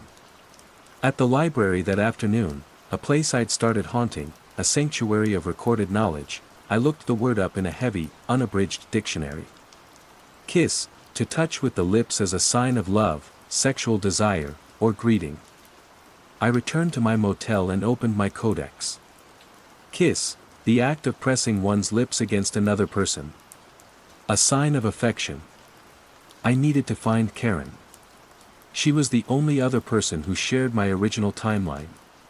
Even if she was the architect of my misery, she had to know. She had to remember. Her office was in the Loop, a high-end architectural firm.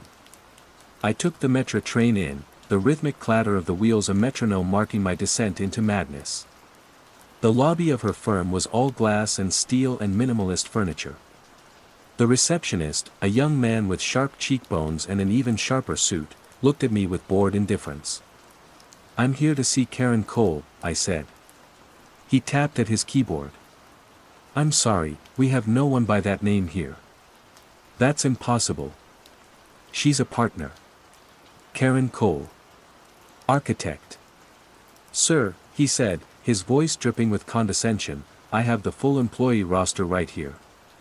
There has never been a Karen Cole at this firm." I was losing my grip. I must have looked it, because his expression softened slightly into one of concern.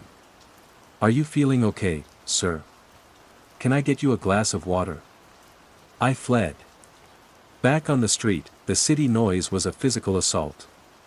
The world felt thin, like a projection on a screen that was starting to tear. I saw things. A businessman would stop mid-stride, look at his hand as if he'd forgotten what it was for, and then continue walking. A woman would open her mouth as if to sing along with the music piped into the train station, but no sound would come out, her expression one of profound bewilderment. The echoes. The ghost limbs of reality. People were forgetting how to do things, but their bodies remembered the impulse. That night, it snowed. The first real snowfall of the year. I watched from my motel window as fat, wet flakes drifted down, blanketing the grimy parking lot in a sheet of impossible white. It was beautiful. For a moment, it was normal. I remembered teaching Lily how to catch snowflakes on her tongue. The memory was sharp, painful, and blessedly real. In the morning, the world was white and muffled. I went to the diner. The mood was strange. People were staring out the windows, their faces a mixture of awe and confusion. "What is all this white stuff?" my waitress asked, her pen hovering over her notepad. "It's snow," I said. She squinted at me. "Snow? What snow?" "It's frozen water. It falls from the sky in winter." My explanation sounded feeble, insane. "Ha." She looked out the window again. "Pretty. But it's making a mess." She took my order and walked away, shaking her head. I watched as a city plow drove down the highway, pushing aside the thick white blanket. The driver had a look of intense concentration, but also a kind of puzzlement, as if he were performing a task by rote memory, the purpose of which was now a complete mystery. Back in my room, I opened the codex. My hands were shaking. Snow, atmospheric water vapor frozen into ice crystals. It falls in light white flakes. Underneath it, I wrote, music. Then, home. The list was growing. I was becoming the sole archivist of a dying world. My isolation felt absolute. I was a man speaking a language nobody else understood, remembering a history that never happened. I started watching people, looking for any sign, any flicker of recognition. I found nothing but placid incomprehension. They were not distressed by these gaps in their knowledge. They simply were. Their reality was simpler, cleaner. They had been streamlined. I decided to try the Glen Hollow Public Library again. If paper records of my life were gone, maybe something older, something less connected to the digital world, had survived. An old yearbook, a local paper. Behind the main desk was a librarian I hadn't seen before. She was older, with sharp, intelligent eyes behind wire-rimmed glasses. Her nameplate read Ms. Gable. I asked for the high school yearbooks from the late 90s. She retrieved them without a word. As I sat at a heavy oak table, flipping through the pages, searching for my own face, she approached. "You're looking for something specific," she stated, rather than asked. "Just chasing a ghost," I mumbled, not looking up. "There are a lot of them around lately," she said, her voice low. I looked up, startled. She wasn't looking at me, but at the book in front of me. The books feel lighter. Thinner. The words are all there, but the meaning feels diluted. My heart hammered against my ribs. "What do you mean?" "I don't know how to explain it." She picked up a volume of poetry from a cart. "I've read this sonnet 100 times. I used to feel it, right here." She tapped her chest. "Now, it's just words. Cleverly arranged, I suppose. But the feeling is gone. The whole library is like that. It's getting quieter. The stories are losing their voices." She wasn't seeing what I was seeing. She wasn't experiencing the conceptual erasure. But she was sensing the consequence. The draining of meaning. The hollowing out of reality. "What do you think is happening?" I asked, my voice barely a whisper. Mrs. Gable looked at me, her gaze piercing. "I think something is being forgotten. Or, perhaps, something is being tidied up. And I think you feel it more than most." She left me there with the yearbooks. I finally found my graduating class. I scanned the grid of smiling, hopeful faces. My name, Jeremy Cole, was there in the index. But when I turned to the page, my picture was just a blank, gray square. An empty space where a person used to be. Underneath it, the caption was still there, "Most likely to succeed." I wasn't an ally. I wasn't a source of answers. I was just a loose thread in a tapestry that was being systematically rewoven. And Mrs. Gable, in her own way, was noticing the fading of the original pattern. But only I could see the weaver's hands at work. Phase 3, the nature of the threat and escalation. The encounter with Mrs. Gable, as brief as it was, changed something. I was still alone, but my isolation now had a witness, however oblique. It solidified my sanity. This wasn't a breakdown. This was an invasion. A quiet, tidy, metaphysical conquest. My theory evolved. This wasn't about me. I wasn't being targeted. I was just a glitch, a piece of legacy data that had failed to be scrubbed during the system's great update.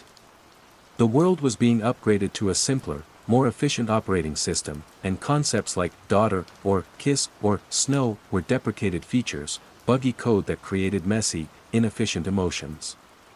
I started to see the infrastructure of the change. It was subtle, woven into the mundane. The streetlights in the motel parking lot didn't just turn on, they pulsed, a slow, deep, subaudible rhythm, like a planet's heartbeat. One night, staring at the brick wall outside my window, I saw it.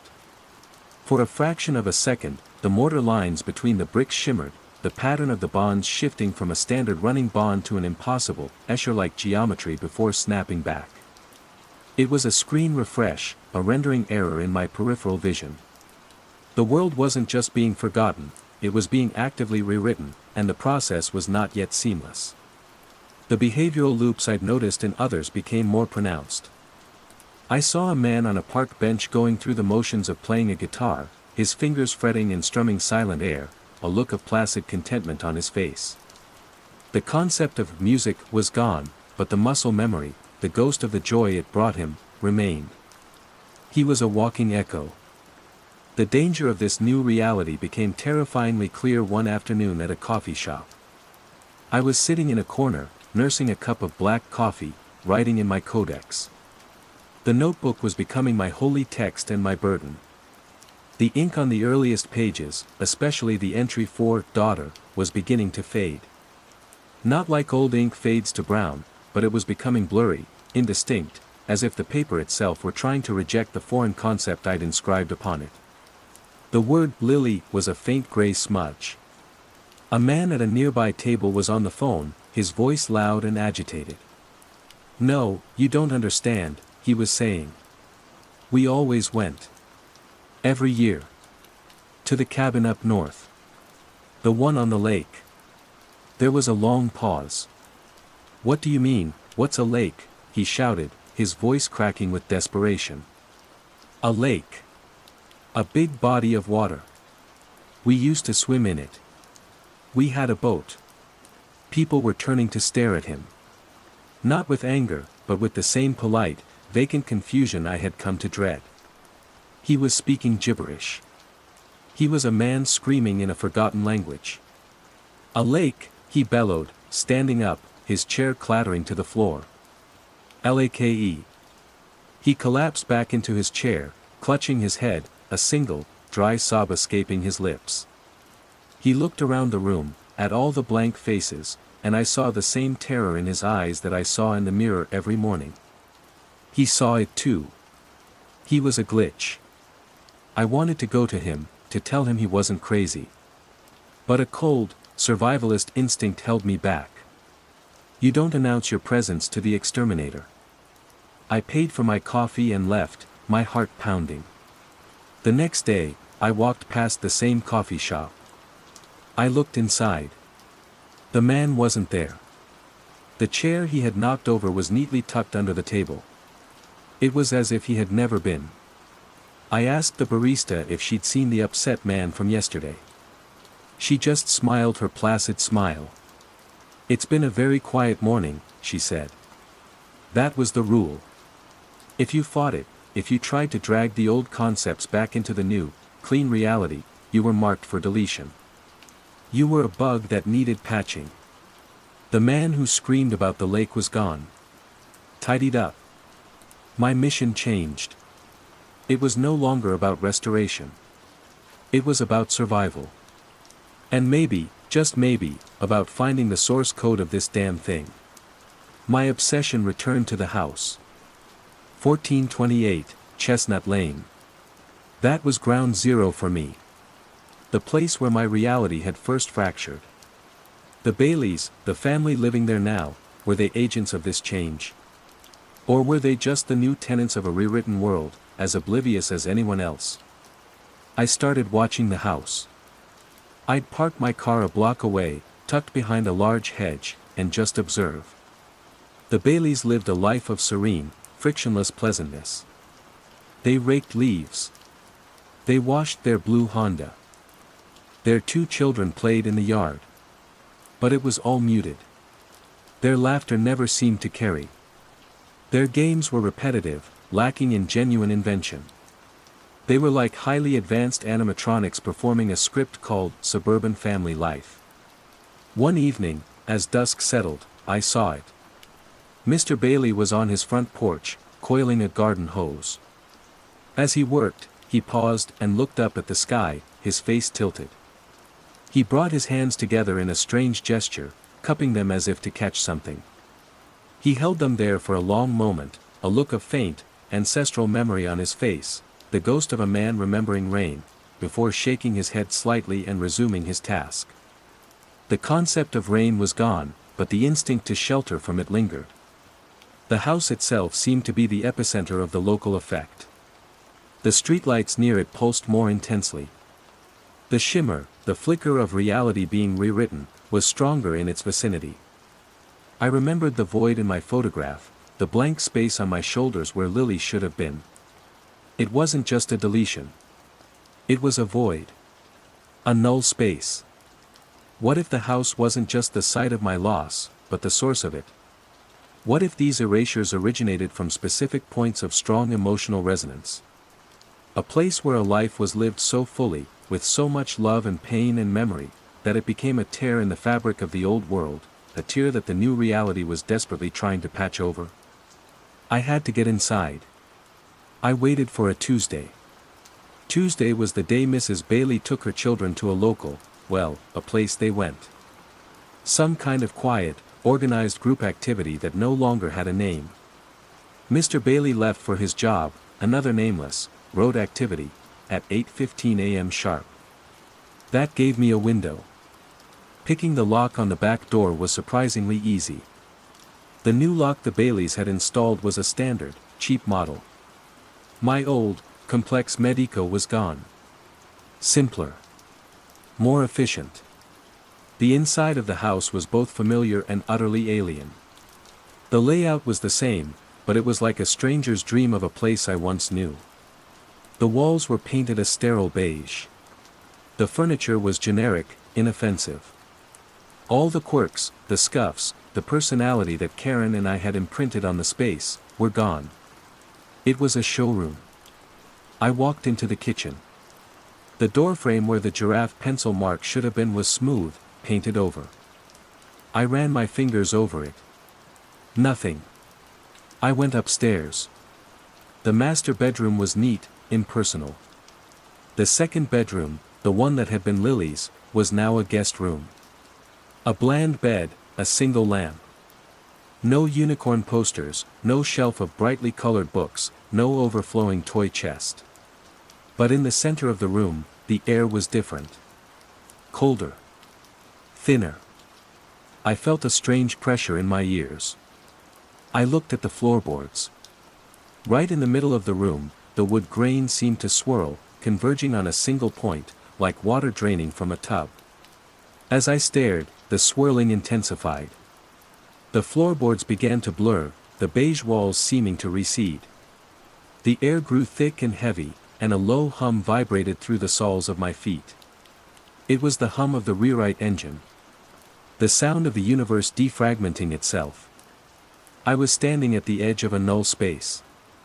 A place where the memory of my daughter had been so strong that it had been scoured from reality with industrial-strength metaphysical solvent. And in its place, a wound had been left behind. A floorboard creaked behind me. I spun around. Sarah Bailey stood in the doorway. She wasn't holding a phone or a weapon. Her face was not angry or afraid. It was blank. Utterly, terrifyingly blank. "You don't belong here," she said. Her voice was flat, devoid of inflection. It wasn't the voice of a homeowner. It was the voice of a system administrator identifying a foreign piece of code. "This was my daughter's room," I whispered, a futile, dangerous act of defiance. Her head tilted, a bird-like movement. The word didn't compute. It was just a sound. "Error," she said, her voice dropping to a low buzz that seemed to come from the walls themselves. "Anomaly detected. Please remain still for quarantine and deletion." Behind her, Mark Bailey appeared in the hallway. And behind him, neighbors. Mrs. Henderson from next door. The man from down the street. Their faces were all the same. Blank. Their eyes were all the same. Empty. They were no longer people. They were antibodies, drawn to the infection.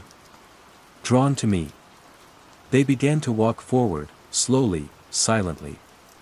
They weren't going to attack me. They were just going to absorb me. Tidy me up. The quiet contagion had a quiet immune system. And it had finally found me. Phase 4, Confrontation/Revelation and Aftermath. There was no malice in their advance, no anger. That would have been a comfort. Instead, there was only a placid, inevitable purpose. They were the tide, and I was a sandcastle. The hum grew louder, a deep, resonant frequency that vibrated in my bones, making my teeth ache. The edges of my vision began to go gray, the colors of the room desaturating. The world was preparing to uninstall me. My survival instinct screamed. I wasn't going to be tidied up. I shoved past Sarah Bailey, it was like pushing through a sandbag, dense and unyielding, and scrambled down the stairs. They didn't run after me. They simply turned and followed, their pace unhurried, their movements perfectly synchronized. I burst out the back door and sprinted across the lawn, not daring to look back. The humming followed me, a pressure wave that seemed to slow the air around me, making every step feel like wading through setting concrete. I reached my car, fumbled the key into the ignition, and peeled away from the curb. In my rearview mirror, I saw them. The Baileys and a half-dozen of my former neighbors, standing in a silent line on the sidewalk in front of 1428, Chestnut Lane, watching me go. They were not chasing. The system was confident. It knew I was only delaying the inevitable. I was a corrupted file, and eventually, the cleanup protocol would find me.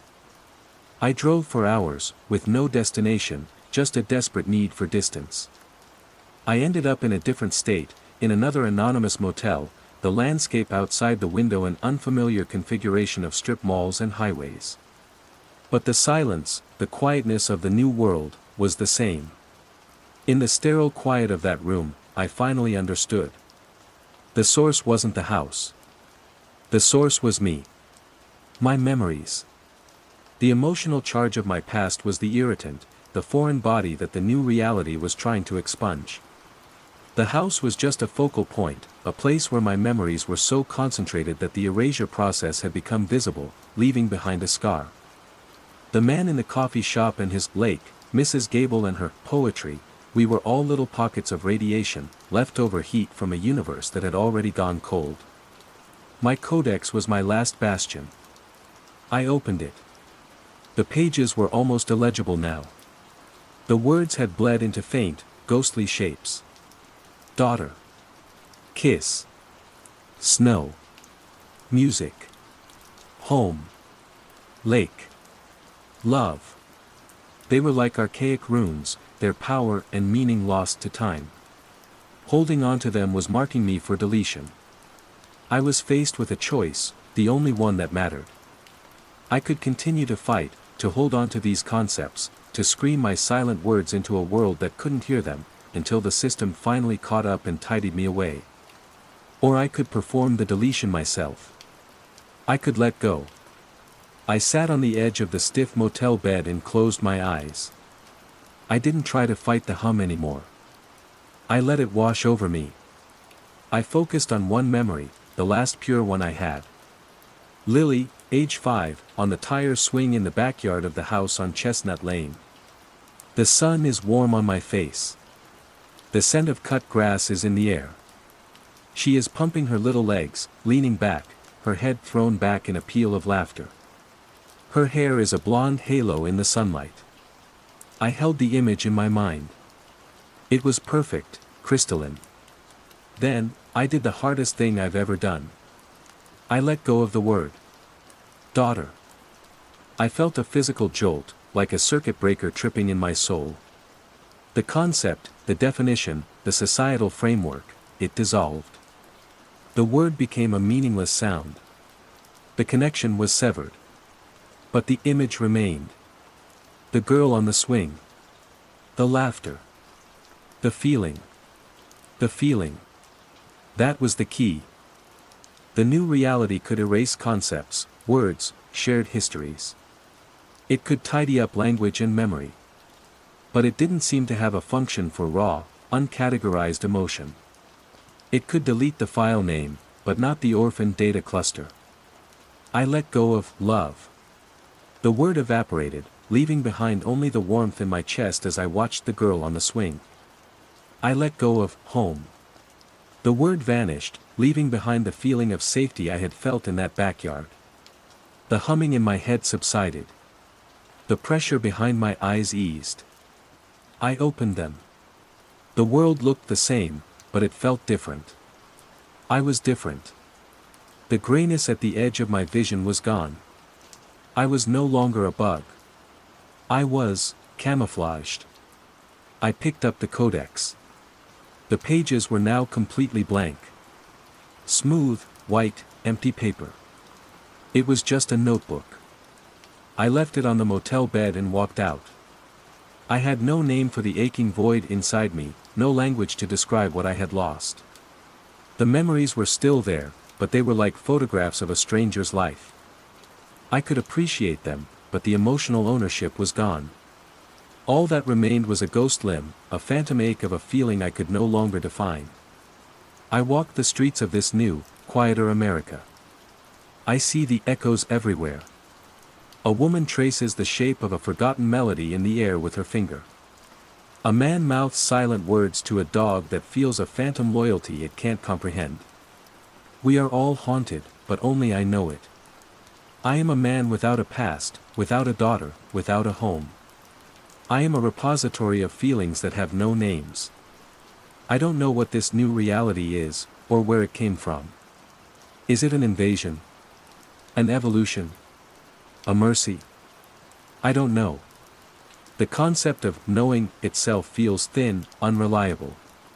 Sometimes, I see a child with blonde hair, and for a moment, a warmth spreads through my chest, so intense and sharp it almost brings me to my knees. I don't know what it is. It has no name. It's just a feeling. A quiet contagion of my own, carried in the silent spaces of my heart. I am the only ghost who remembers the shape of his own chains. And in this tidy, placid world, that is its own kind of screaming. They stand in the morning. Phase 1, the unsettling mundane. It began with the microwave. Every morning, Chloe would get up before me. I'd hear the familiar sounds of her routine through the thin walls of our Liberty Village condo, the click of her bedroom door, the soft pad of her feet on the laminate flooring, the gurgle of the coffee machine. But a new sound had inserted itself into the sequence, a sound so minor I almost didn't register it. It was the soft, insistent beep of the microwave finishing its cycle. The first few times, I assumed she was heating up a breakfast sandwich or a mug of milk for her latte. But the beeping happened again. And again. A rhythmic, 5-beep pattern, followed by about 10 seconds of silence, and then the sound of the start button being pressed again. Beep beep beep beep beep. Pause. Click. One Tuesday, bleary-eyed and desperate for caffeine, I shuffled into the kitchen to find her there. Chloe was standing in front of the microwave, motionless. Her back was to me, her posture oddly formal for someone in mismatched pajamas. The green digital display read midnight. As I watched, the light inside the dark cavity flickered on, the turntable began its silent, empty rotation, and the timer started counting down from some arbitrary number she'd keyed in. When it reached 0, it sang its 5-beep song of completion. She didn't open the door. She didn't move. She just waited for the display to settle back to midnight, then reached out a single finger and pressed start again. The display lit up with 1 o'clock. The hum began. Chloe? I asked, my voice thick with sleep. She startled, spinning around. Her eyes were wide for a second, like a deer caught in headlights, before they softened into a familiar, friendly smile. Oh, hey, Morning. Coffee's ready. What are you doing? I gestured towards the humming appliance. She glanced at it, then back at me, her brow furrowed in genuine confusion. Just, waiting for the coffee. She pointed at the coffee maker on the counter, a completely separate machine. No, the microwave, I pressed. You keep running it. It's empty. Chloe laughed, a light, airy sound that made my concern feel foolish and intrusive. Am I? Wow. I must be more tired than I thought. My brain's on autopilot. She shook her head, padded over to the coffee maker, and poured herself a mug. The microwave beeped behind her. She didn't even flinch.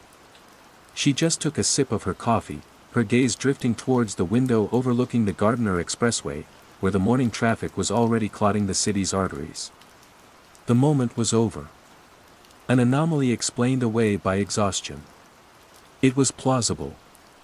We were all exhausted. I tried to let it go. I poured my own coffee, added a splash of oat milk, and retreated to my little home office nook to start my day as a freelance graphic designer. My work was my sanctuary, a world of grids, hex codes, and pixel-perfect alignment. It was controlled. It made sense. But the quiet contagion, as I would later call it, wasn't confined to my apartment. It was seeping into the crisp, logical world of my work, too. I had a retainer contract with a mid-sized marketing firm downtown, requiring me to be in the office twice a week. It was there I first noticed the joke. Mark, a senior designer with a kind face and a wardrobe of perpetually rumpled plaid shirts, was the one who told it. The first time, it was by the Keurig machine on a Wednesday. "Hey Emma," he'd said, his eyes twinkling. "Why did the Scarecrow win an award?" I played along. "I don't know, Mark." "Why?" "Because he was outstanding in his field." He let out a hearty, genuine laugh that crinkled the corners of his eyes. A few others in the kitchenette chuckled along. It was a classic, harmless dad joke. I smiled, took my tea, and went back to my desk. The following week, on the Monday, I was back in the office. I passed Mark in the hallway. He stopped me, a look of fresh inspiration on his face. "Emma. Got a good one for you. Why did the Scarecrow win an award?" I blinked. You told me that one last week, Mark." His smile didn't waver. "Did I?" "Old age." He didn't wait for my answer. "Because he was outstanding in his field." He laughed again, the exact same joyous, booming laugh. It felt less like a genuine expression of mirth and more like a recording being played back. I forced a smile. It was strange, but Mark was in his late 50s. People get repetitive. The next Wednesday, it happened again. This time, he delivered the punchline to a small group, including myself and a junior account manager named Sarah. He laughed. Sarah laughed. The quality of her laugh was thin. It was a perfect social lubricant, a sound designed to signify amusement without actually containing any. "He tells that one a lot," I murmured to her after Mark had moved on. Sarah looked at me, her head tilted. "What one?" "The Scarecrow joke. Outstanding in his field. A flicker of something unreadable crossed her face. It wasn't confusion. It was more like a soft system error. A blue screen of the soul. "Oh," she said, her voice flat. "Right. That's a good one." Then she turned and walked away, her pace unnaturally steady. That was when the first real spike of unease pierced my carefully constructed rationalizations. It wasn't just forgetfulness. It was a void where the memory should have been. I started noticing other things, tiny glitches in the city's human code.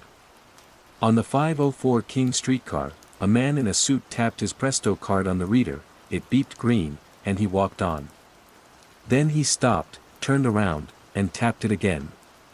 Beep. He did this 4 times before taking a seat, his face a mask of serene blankness. In the elevator up to my dentist's office in the financial district, a woman in yoga pants and an older gentleman in a tweed coat both began snapping their fingers. It wasn't to music, there was none. It was a syncopated, arrhythmic pattern, snap snap, snap, snap snap snap. They didn't look at each other.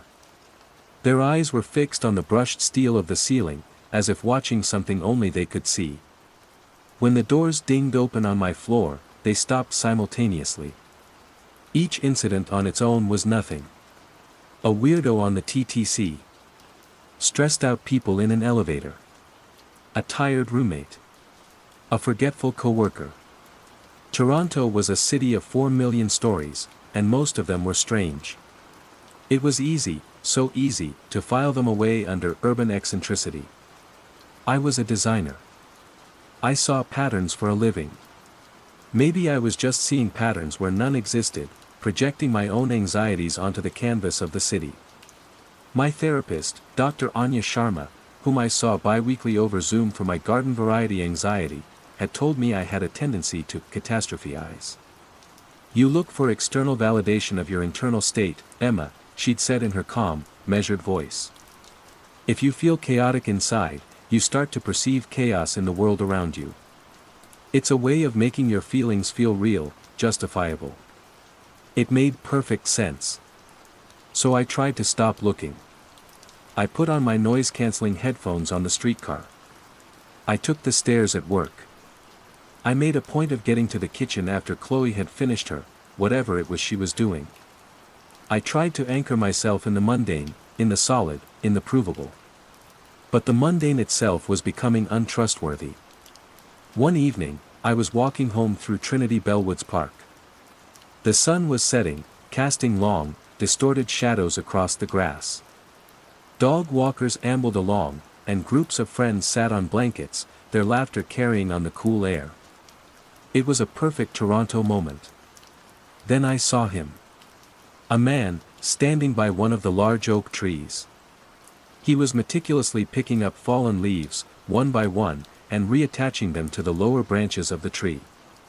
He wasn't using tape or glue. He would just press a dead, brown leaf against a twig, hold it there for a moment with intense concentration, and it would stay. He had already covered a 2-foot section of a low-hanging branch with a patchwork of dead leaves. It looked like a diseased limb. He wasn't frantic or mad. His movements were calm, deliberate, methodical. A woman walked past him with her golden retriever. She glanced at him, her eyes lingered on his bizarre work for a second, and then she looked away with an expression of profound disinterest, as if she were consciously choosing not to process what she was seeing. I stood there, hidden by the trunk of another tree, my heart hammering against my ribs. This was not my anxiety. This was not catastrophizing. The leaf stuck. I saw it. I saw it defy a fundamental law of the universe. And the woman saw it too, and her brain simply refused it. I fled. I ran out of the park, my breath catching in my throat. I didn't stop until I was at the door of my condo building, fumbling for my keys. When I got inside, the apartment was quiet. Chloe was out. I went into the kitchen for a glass of water, my hands shaking. The microwave clock glowed with its placid green numbers. Midnight. And beside it, on the pristine white quartz countertop, sat Chloe's coffee mug from the morning. And next to it, my coffee mug. And next to that, the sugar bowl. And next to that, the salt shaker. They were arranged in a perfectly straight line, spaced exactly 1 inch apart, aligned with the grout line in the tile backsplash behind them. It wasn't chaos I was seeing. It was a new and terrifying kind of order. Underscore underscore underscore underscore underscore underscore underscore underscore underscore underscore underscore underscore underscore underscore underscore underscore. Phase 2, Growing Awareness and Isolation. The world didn't feel broken, just edited. As if a silent, global find and replace command had been executed on human behavior, swapping out spontaneity for scripts.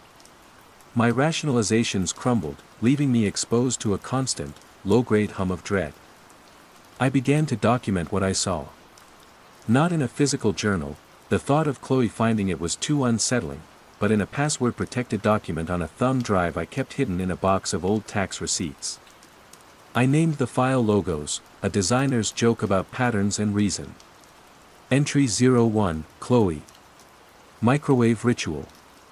Daily. Duration varies. Seems to be watching the timer, not the non-existent food. When timer hits midnight, she waits for the display to go static before restarting. It's the transition she's focused on. Entry 02, Mark. The Scarecrow joke. MWF office days. Always the same delivery, same laugh. Other co-workers' reactions are becoming uniform, a brief, hollow chuckle, followed by immediate dismissal. Tried to record it on my phone, but the audio came back garbled, just static where his voice should be. My phone works perfectly for everything else. Entry 03, TTC. The Presto Tap. Observed same man on the 504 streetcar. Tapped 6 times today. Watched a different woman do it on the subway at St. George Station, tapping her card on the gate sensor until the light turned from green back to red, then green again. A loop of permission. Entry 04, elevator snapping. It's spreading. Multiple buildings now. Different rhythms. Some tap their teeth. Some hum a discordant two-note melody. The common thread is rhythmic distraction, eyes always averted upwards. Entry 05, object arrangement. Saw it again. In a cafe in Kensington Market, the salt and pepper shakers on every empty table were arranged to point due north. I checked on my phone's compass. They were perfect. The barista, a young woman with pink hair, was polishing the espresso machine with a cloth, her movements circular, repetitive, her eyes glazed over. The log grew, a catalogue of quiet madness. Trying to talk about it was like trying to describe a color to someone who was born blind. I cornered Mark by his desk one afternoon, my heart pounding. "Mark," I said, trying to keep my voice casual. "Can I ask you something weird?" He looked up from his monitor, his expression open and friendly. "Shoot." "The scarecrow joke," I began, my mouth suddenly dry. "Why do you tell it so often?" He blinked. The same soft system error I'd seen in Sarah. "The what joke?" Outstanding in his field, I prompted, feeling a wave of nausea. "Oh. Right." Recognition dawned, but it felt manufactured. "It's a classic, isn't it? My granddad used to tell it." He smiled, then turned back to his screen. The conversation terminated as cleanly as a closed browser tab. He hadn't answered the question. He had simply retrieved a related data file. My isolation became a physical thing, a bubble of clear glass between me and the rest of the world. I saw them, all of them, performing their loops, their rituals. They saw me, but they didn't see me. My lack of a loop made me invisible, an aberration they couldn't process. I started working from home full-time, citing pandemic-era productivity boosts. My boss, who had recently developed a habit of clicking his pen in a frantic Morse code during Zoom calls, approved it without a second thought. The apartment became my prison. Chloe's morning microwave ritual was the tolling of a bell that started each day of my sentence. I'd lie in bed, listening to the beeps, tracing the patterns of the water stains on my ceiling. I felt my own mind starting to fray, looking for patterns, for anything to hold on to. Was I the one who was wrong? Was this a new, necessary evolution of the human mind and I was simply a defective unit, unable to download the update? Desperate, I turned to the only person I could think of who might have a framework for this kind of societal shift. Dr. Alastair Finch. He had been my favorite professor at OCAD University, a brilliant, eccentric cultural theorist who taught a fourth-year seminar called Memetics, Myth, and Modern Delusions. His lectures were legendary, weaving together urban legends, marketing psychology, and the mathematics of viral ideas. He argued that human culture was a chaotic system, prone to strange feedback loops and emergent behaviors that had no central planner. It took me a week to work up the nerve to email him. I kept it vague, mentioning a personal research project into widespread behavioral synchronicity in urban environments and asking if he might have time for a coffee. To my astonishment, he replied within an hour. "Emma, what a delightful surprise. I remember your final paper on architectural psychogeography, excellent work. I'm intrigued by your project. The city is indeed behaving strangely these days. Shall we say the cafe at the AGO, Friday at 2? My treat. Best, Alastair." A fragile sprout of hope pushed its way through the permafrost of my fear. He saw it too. The city is indeed behaving strangely these days. I wasn't alone. The week leading up to our meeting was a nightmare of hypervigilance. The loops were becoming more pronounced. People walking on the street would suddenly stop, turn 90 degrees, take 3 steps, and then continue on their original path, as if navigating an invisible maze. The humming on the subway was no longer just a few individuals, it was a section of a car, a low, guttural, 2-note drone that made the windows vibrate. It wasn't threatening. It was worse. It was serene. A placid, communal trance. I felt like I was the only person awake in a city of sleepwalkers. The secondary mystery, the subplot to my terror, became, what was Alastair Finch's loop? Surely he had one. If the contagion was this widespread, a man as perceptive as him couldn't be immune. He must be, but like me, he was aware of it. That had to be the difference. On Friday, I took the streetcar to the Art Gallery of Ontario. The short journey was an ordeal. My gaze darted everywhere, logging the ticks, the repetitions. A teenager tracing the patterns on the seat fabric with her finger. A businessman repeatedly clearing his throat with a percussive, rhythmic cough. I felt a desperate, primal urge to scream, to shake them, to yell, "What are you doing? Why are you doing it?" But I knew it would be useless. They would just stare at me with that placid, blue-screen gaze. Finch was waiting for me in the high-ceilinged cafe, a copy of a dense-looking book open on the table. He looked older than I remembered, his tweed jacket more frayed, but his eyes were as sharp and intelligent as ever. "Emma," he said, standing to greet me. "Wonderful to see you." "You too, Dr. Finch," I said, my voice trembling slightly. "Alastair, please. We're colleagues now." He smiled, and for a moment, the world felt normal. We ordered coffee, and I laid out my observations, my voice low and urgent. I told him about Chloe and the microwave, about Mark and the joke, about the finger snapping, the object arranging, the presto tapping. I told him about the leaf man in the park.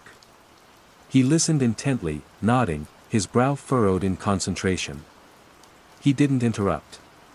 He didn't look at me like I was crazy. He made me feel sane. "Fascinating," he said when I finally ran out of steam. "Utterly fascinating. Mass psychogenic illness is the obvious, but clumsy, diagnosis. Hysterical contagion. But that doesn't account for the complexity and specificity of the rituals. Or the seeming defiance of physics you described. So you've seen it?" I whispered, leaning forward. "I've noticed an uptick in what I call cultural resonance," he said carefully. "Fads and phrases seem to propagate with unnatural speed and fidelity. And yes, certain behavioral tics have become more commonplace. It's like the city's subconscious is trying to harmonize itself." He took a sip of his espresso. And then I saw it. It was subtle. Infinitely more refined than Chloe's brute force microwave worship or Mark's threadbare joke. As he placed his cup back on the saucer, his little finger extended, and he used it to trace the circular rim of the saucer. Once, clockwise. Then once, counterclockwise. Then he folded his hands on the table. A perfect, contained, intellectual loop. My heart sank like a stone. "You have a theory, I take it?" he asked, his eyes gleaming with academic curiosity. He hadn't noticed that I'd seen. Or he didn't care. "I do," I said, my voice hollow. I looked him straight in the eye. "I think they're buffers." He raised an eyebrow. "Buffers against what?" "I don't know. That's the part one don't know. But all the behaviors, they're distractions. They're focus objects. They're rhythmic, they're repetitive, they're all-consuming in their smallness. It's a way to occupy the mind, to keep it from seeing something else. To keep it from perceiving something it doesn't want to perceive." Alastair leaned back, a slow smile spreading across his face. "Brilliant," he murmured. "A cognitive defense mechanism. A self-propagating mimetic shield against a perceptual threat. A kind of societal autoimmune response. He was no longer a potential savior. He was a fellow patient, admiring the elegance of the disease. He was studying the architecture of his own prison cell. But a threat to what? He mused, looking past me, out the huge glass windows at the bustling street. What are we all so desperately trying not to see, Emma? As he said it, he picked up his cup again. This time, I watched his reflection in the window behind him. And for a split second, a single, horrifying frame of reality, his reflection wasn't holding a coffee cup.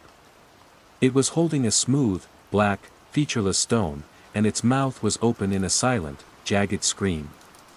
Then the moment passed. He was just Alastair Finch again, my old professor, tracing the rim of his saucer with his finger. My ally was gone. He was part of it. I was utterly, completely alone. Underscore underscore underscore underscore underscore underscore underscore underscore underscore underscore underscore underscore underscore underscore underscore underscore. Phase 3, the nature of the threat and escalation. The meeting with Finch was a turning point. It stripped away my last sliver of hope for an external solution, for a shared fight. The cavalry wasn't coming, the cavalry was busy meticulously arranging its horseshoes in patterns of 7. My theory about the buffers, which had felt like a breakthrough, now felt like a curse. I was the one who saw the bars of the cage, who understood their purpose, but was still locked inside. The horror shifted. It was no longer about the strange actions of others. It was about the thing they were acting against. What was so terrible that the collective human subconscious would erect this planet-wide defense mechanism of pointless ritual? What were we buffering against? I started to look for the cracks. If the loops were a shield, a cognitive, safe mode, then the truth must lie in the moments of transition, in the glitches, in the spaces between the loops. I became a hunter of perceptual errors. I spent hours on the subway, not watching the people, but watching the world through them. I'd focus on the reflections in the dark windows as the train plunged between stations. Most of the time, there was nothing but my own pale face staring back. But sometimes, for a fraction of a second, I'd see it. A passenger's reflection would show their head turned at an impossible angle. The advertising posters on the wall would flicker, their text dissolving into jagged, unfamiliar sigils. Once, in the reflection, I saw the seat across from me was not empty, but occupied by a figure made of shimmering, television-like static. I blinked, and it was gone. The woman next to me continued to hum her two-note song, her eyes blissfully vacant. The environmental warping became more insistent, less shy. It was no longer confined to my peripheral vision. One afternoon, walking down Queen Street West, I stared into a shop window, at a display of mannequins dressed in absurdly expensive fashion. As I watched, the shadow cast by one of the mannequins on the wall behind it detached. It straightened up, turned its flat, featureless head to look at me, and then dissolved back into a normal shadow as a group of looping pedestrians, one tapping his phone screen in a rhythmic sequence, another adjusting her scarf with the same 3 precise movements over and over, walked past, their cognitive shields at full power. My apartment, my former sanctuary, became the epicenter of my investigation. Chloe's rituals had grown. It wasn't just the microwave anymore. She now had to touch every corner of every doorframe before she left a room. She aligned all the shoes in our front hall closet so their toes were pointing east. It was a slow, creeping feng shui of the damned. I realized her microwave ritual wasn't about the countdown. As I'd first thought, it was about the moment the timer hit midnight. That brief, interstitial moment. I set up my laptop on the kitchen counter, angled to record the microwave's display, and left the apartment. When I returned and reviewed the footage, I saw it. For a single frame, as the numbers switched from 0:01 to midnight, the display didn't show zeros. It showed a complex, fractal pattern. Like a snowflake made of circuitry. It was there and gone in less than a 30th of a second. A signal, bleeding through. Chloe wasn't just running the timer, she was watching for the signal, acknowledging it, placating it. The stakes were escalating beyond my own sanity. This wasn't just a quiet, passive phenomenon. The loops were becoming organized. One evening, from my condo window, I looked down at the small parquet below. A dozen people were there. An old man, a young mother with a stroller, a group of teenagers. They weren't interacting. But they were moving in concert. They were all walking in slow, concentric circles. A human orrery. Their individual loops, a nervous cough, a repeated phrase whispered to oneself, a rhythmic sway, were still present, but they were now subsumed into a larger, coordinated ritual. They were reinforcing the buffer, strengthening the shield for the whole area. I felt a cold dread seep into my bones. What happened if the buffer failed? My temporary alliance with Finch had proven false, but I couldn't let it go. I sent him another email, attaching a heavily compressed video file of the fractal on the microwave display. Alistair, you said you were intrigued. This is what they're watching. This is what they're buffering against. It's a signal. It's bleeding through our technology. What is it? His reply came 2 days later. It was short, and stripped of his previous academic bonhomie. Be careful, Emma. Perception is a door. You're trying to kick it down. Some doors are best left locked. And then, a postscript that chilled me more than anything else. P.S. Why did the Scarecrow win an award? It wasn't a question. It was a warning. It was a status check. Are you one of us yet? Have you accepted the loop? The joke was no longer a joke. It was a password. A shibboleth for the entranced. The threat was no longer abstract. It was personal. The next morning, I found a single brown leaf placed on my pillow. It was dry and brittle. Chloe was already in the kitchen, standing before the microwave. Did you come into my room this morning? I asked, my voice shaking. She turned, her face a serene mask. Of course not, Em. I was just making coffee. Her gaze was steady. Her lie was perfect, because for her, it wasn't a lie. The part of her that left the leaf was not the part one was talking to. The contagion wasn't just spreading, it was adapting. It knew I was watching. It was trying to recruit me. It was offering me the same bland, comforting rituals, the same cognitive blinders it offered everyone else. The leaf on the pillow, Finch's email, they were invitations. Join us. Stop looking. It's easier. It's safer. The loneliness was a physical weight, pressing down on my chest, making it hard to breathe. There was no one to trust, nowhere to run. The entire city, the entire world, was a stage for a play I refused to act in.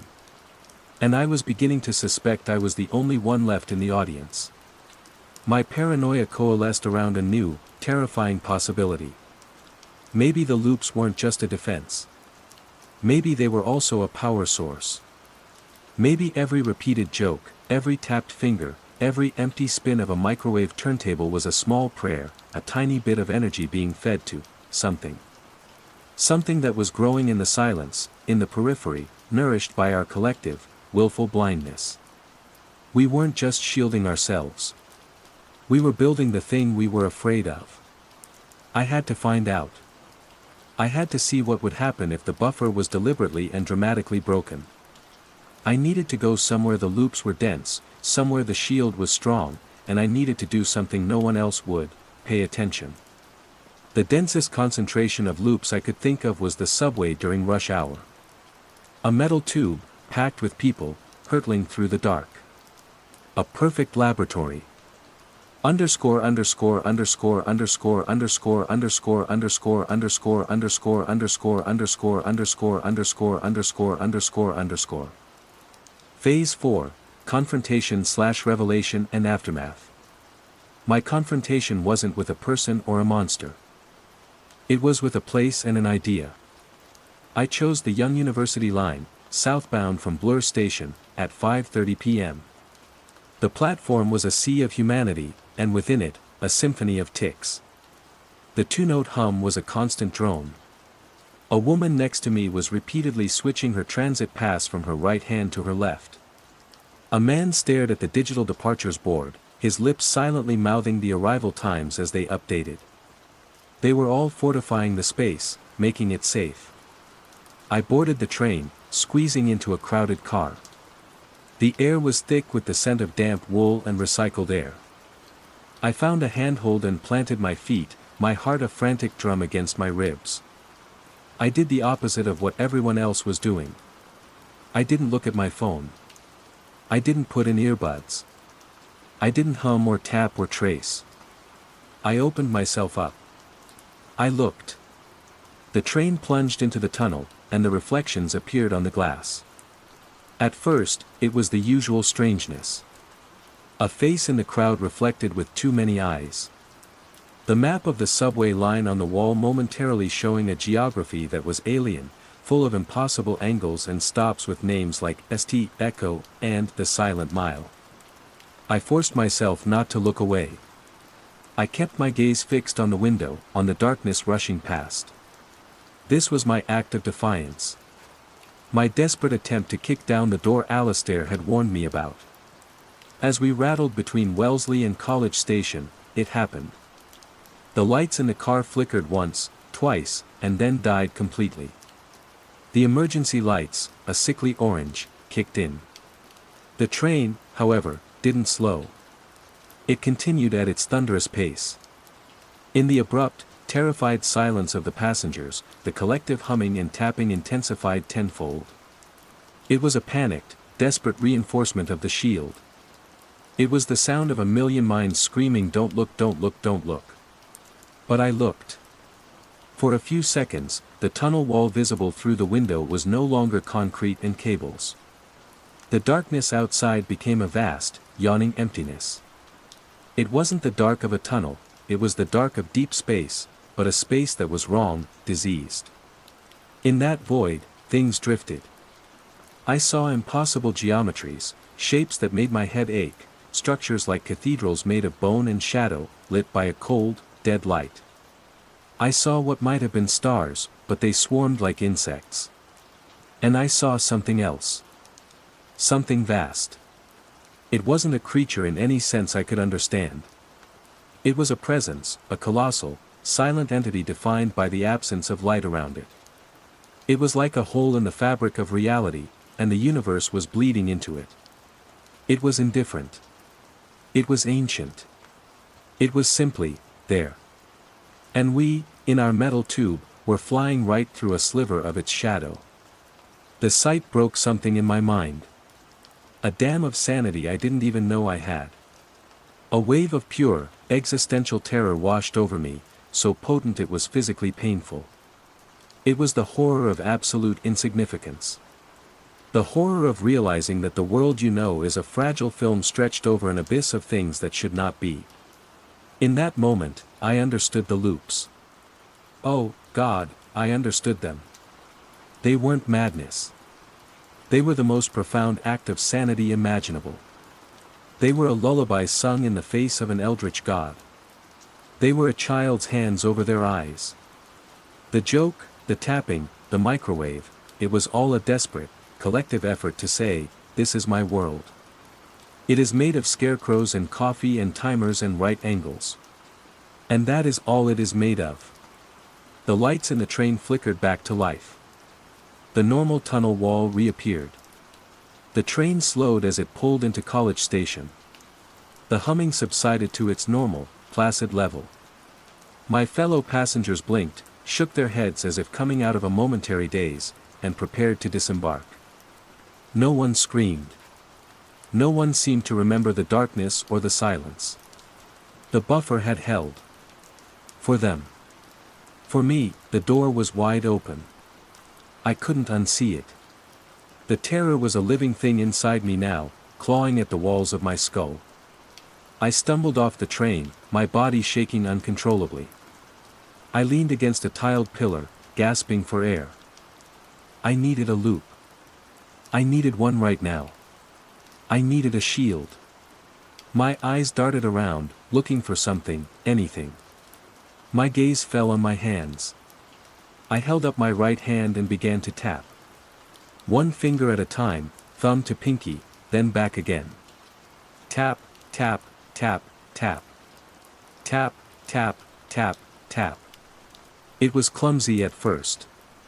But I focused on it. I poured every ounce of my remaining will into the sensation of my fingertips touching my thumb. The rhythm. The pressure. The simple, physical reality of it. The image of the abyss began to recede. The cosmic dread lessened, replaced by the immediate, all-consuming task of the loop. Thumb to index. Thumb to middle. Thumb to ring. Thumb to pinky. Back again. I was building my own wall. I was learning the song.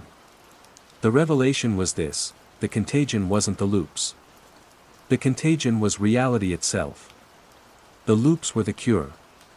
Underscore underscore underscore underscore underscore underscore underscore underscore underscore underscore underscore underscore underscore underscore underscore underscore. It has been 3 months. I still live with Chloe in our condo. My life, from the outside, has returned to a semblance of normalcy. I go into the office on my required days. I deliver my design work on time. I smile. But the world is different for me now. I exist in 2 states. There is the state of the loop, and the state of the brief, terrifying moments in between. My loop is simple. I trace the seams of things. The edge of my laptop. The grout between the bathroom tiles. The hem of my sleeve. As long as my finger is tracing, the world is solid. The shadows behave. Reflections stay where they should. In the mornings, I no longer lie in bed dreading the sound of the microwave. I get up. I go into the kitchen. Chloe is standing there, watching the timer. I stand beside her, and I place my hand on the cool quartz of the countertop. I begin to trace the sharp, 90-degree angle where the counter meets the wall. Back and forth. Back and forth. We don't speak. There's no need. We are 2 silent priestesses, tending to our separate, tiny altars, holding the world together with the power of our shared, quiet obsession. Sometimes, Mark will stop me in the hall at work. "Hey Emma," he'll say, his eyes twinkling. "Why did the Scarecrow win an award?" And I will look at him, and for the first time, I will smile a genuine, serene smile. I will feel a sense of belonging, of peace, of safety. Because he was outstanding in his field, I'll say, my voice joining the quiet, global chorus. And I won't think about what lies beyond the field. I won't think about the sky behind it, or the things that drift in the darkness there. I won't. I can't. It's better this way. It's saner. The forest is closer today. Phase 1, the unsettling mundane. My name is Lars Holm, and I am an architect. I don't say this with any particular pride, merely as a statement of fact, a definition of self. My world is one of lines, angles, and the controlled imposition of order upon chaos. I design spaces for people to live in, clean boxes of glass and steel and treated timber that hold back the wildness of the world. My house, on Furuvian, Pine Road, is a testament to this philosophy. It's a minimalist structure of my own design, a sharp rectangle nestled on the edge of Skogkanten, a suburb that prides itself on its proximity to the vast, ancient forest of Nordmarka. Proximity, not immersion. That is a key distinction. The first time I noticed something was wrong, it was a Tuesday in late August. The Nordic summer was clinging on with a desperate, golden light that stretched the evenings into luminous twilight. I was standing at my kitchen island, sipping a Ringnes and looking through the floor-to-ceiling glass wall that composed the entire rear of my house. Beyond my manicured lawn and the discreet wire fence was the forest. And it felt closer.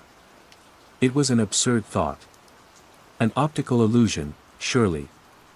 A trick of the low sun slanting through the dense canopy of pines and birch, making the shadows deeper, the forms more solid. The forest had always been there, a dark, breathing wall that marked the end of our structured world. 50 meters from my back deck. I knew the distance because I had measured it myself when I submitted the plans to the municipality. 50 meters. A comfortable, legally mandated buffer. But that evening, it didn't feel like 50. It felt like 45. I laughed, a short, sharp sound that was swallowed by the quiet of my empty house. Since Ingrid had left, the silence had grown teeth. It chewed on my thoughts, magnifying anxieties. You're stressed, Lars, I told myself. The Big Barham Community Center project is a nightmare. You're not sleeping well. I took another sip of beer, the cold bottle slick in my hand, and forced myself to look away. The next morning, the feeling returned, nagging at the edge of my perception like a fly buzzing just out of sight. I took my coffee onto the deck. The air was cool and smelled of pine needles and damp earth. The forest was still there. Still, seemingly, closer. Morning, Lars. It was Knut, from next door, wrestling with a new gas grill on his patio. He was a cheerful, robust man who worked in logistics, a world as ordered as mine but with more moving parts.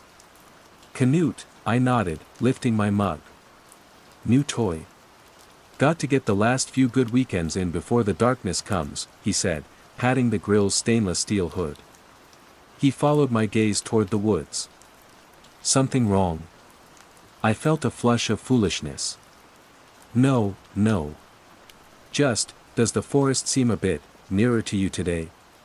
Knut squinted, a good-natured crinkle around his eyes. Don't know. Leaves are still thick. Always looks closer before they fall. Why? No reason. Just a feeling. You architects, he chuckled, turning back to his grill. Always staring at things. My wife says you've got eyes like a hawk. Probably noticed a tree grew a new branch. I let it drop. He was right, of course. It was a trick of the season, of the light. But the feeling didn't dissipate. It settled in my gut like a cold stone. Later that day, unable to concentrate on the Barham blueprints, I retrieved my Leica laser distance measure from my work bag. Standing on the edge of my deck, I aimed the red dot at the trunk of the nearest, most prominent pine.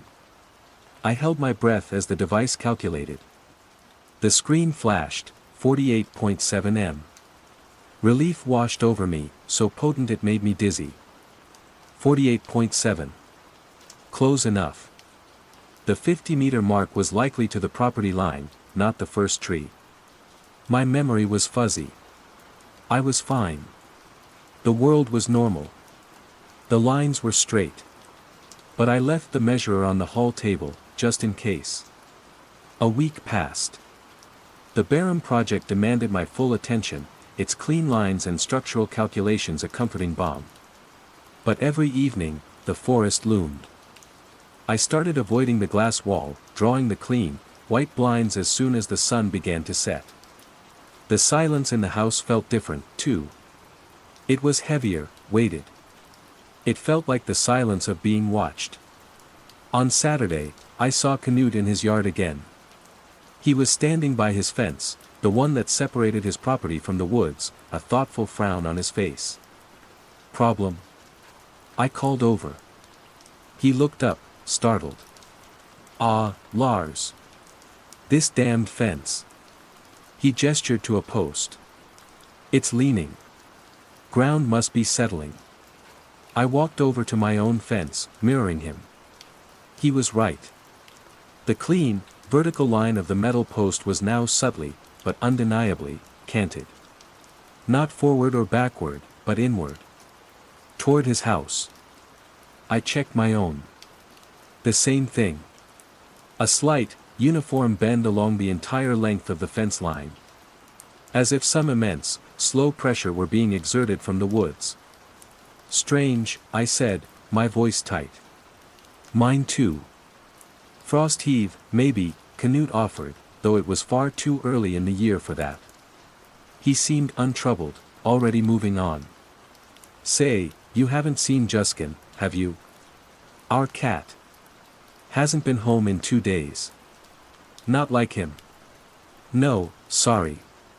Probably off chasing a bird, Canute said with a shrug, but a flicker of worry crossed his face before he suppressed it. He'll turn up. Justin never turned up. That evening, I used the laser measurer again. I stood on the exact same spot on my deck and aimed at the exact same pine tree. The red dot settled on the bark.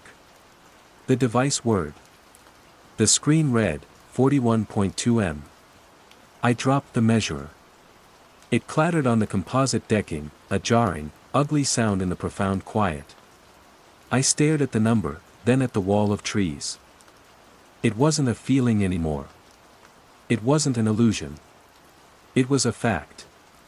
In just over a week, the forest had advanced more than 7 meters. I felt a tremor of pure, unadulterated panic. I looked down the street. The houses on Furuvian were arranged in a neat crescent, all backing onto Nordmarka. The encroachment wasn't just on my property, it was happening to all of us. The forest was creeping forward, a silent, green tide, swallowing the buffer zone we had drawn on our maps. I grabbed my phone and pulled up the municipal GIS database, my fingers trembling. I found our district, our street. The crisp, digital property lines were clear. I toggled to the satellite view. The most recent image was from May. I zoomed in. The distance between my house and the trees was visibly, significantly larger. It was real. I had to tell someone. I ran next door and hammered on Canute's door. His wife, Meta, answered, looking surprised. Lars? Is everything all right? It's the forest, I said, words tumbling out. It's moving. It's closer. I measured it. Look at the satellite photos, it's closer. She gave me the kind of patient, pitying smile one reserves for a disturbed child. Lars, calm down. The trees are just full this time of year. It always looks that way. No, it's not how it looks. The fence posts are bent. Your cat is missing. The forest is physically moving. Canute appeared behind her. What's all this, Lars? I repeated my frantic explanation. He listened, his brow furrowed, but his eyes were placid. There was no alarm in them, only a mild concern for my state of mind. Okay, calm down, he said, putting a gentle hand on my shoulder. You've been working too hard. Stress does funny things. Why don't you have a good night's sleep? It will all look normal in the morning. It's not me.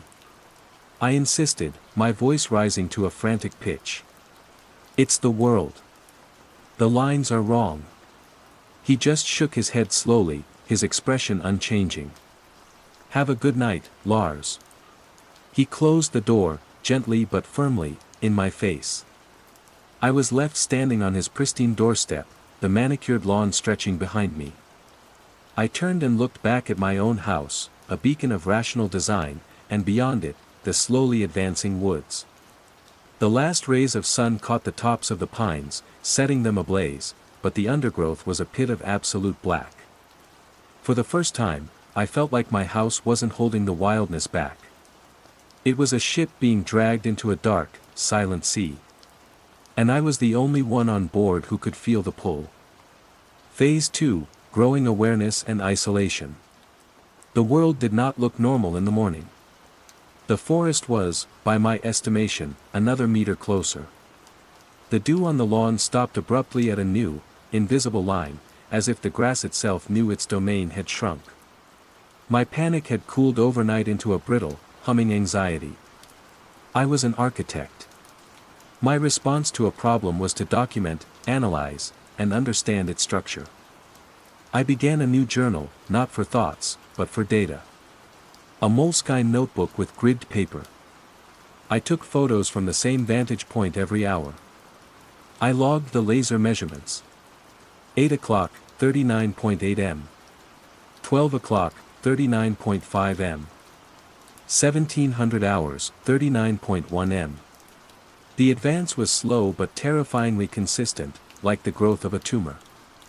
I documented the warping of the fences, sketching the increasing angles of inclination. I noted the odd behavior of my back door. It was a heavy glass door designed to swing outward onto the deck. Now, it resisted. It felt stuck. I had to put my shoulder into it to force it open against a pressure that wasn't there. When I let it go, it would slowly, silently, swing inward, coming to a rest slightly ajar, framing a perfect, vertical slice of the encroaching woods. The isolation was the worst part. I tried talking to others on the street. Most reacted like Canute and Meta, with placid dismissal and worried looks. But some were different. Old Solveig, who lived 3 houses down, was the first. I saw her from my window, standing in her garden. Her prize-winning roses were being slowly consumed by encroaching ferns and strange, pale fungi. She wasn't pulling them out. She was watching, her hands clasped behind her back. A look of serene curiosity on her face. I walked over. "Solveig? Your roses." She turned to me, her eyes, usually sharp and knowing, were distant and hazy. "Aren't they lovely?" she murmured, not looking at the roses, but at the moss that was creeping up the side of her house. So much more honest than the straight lines. The phrase hit me like a physical blow.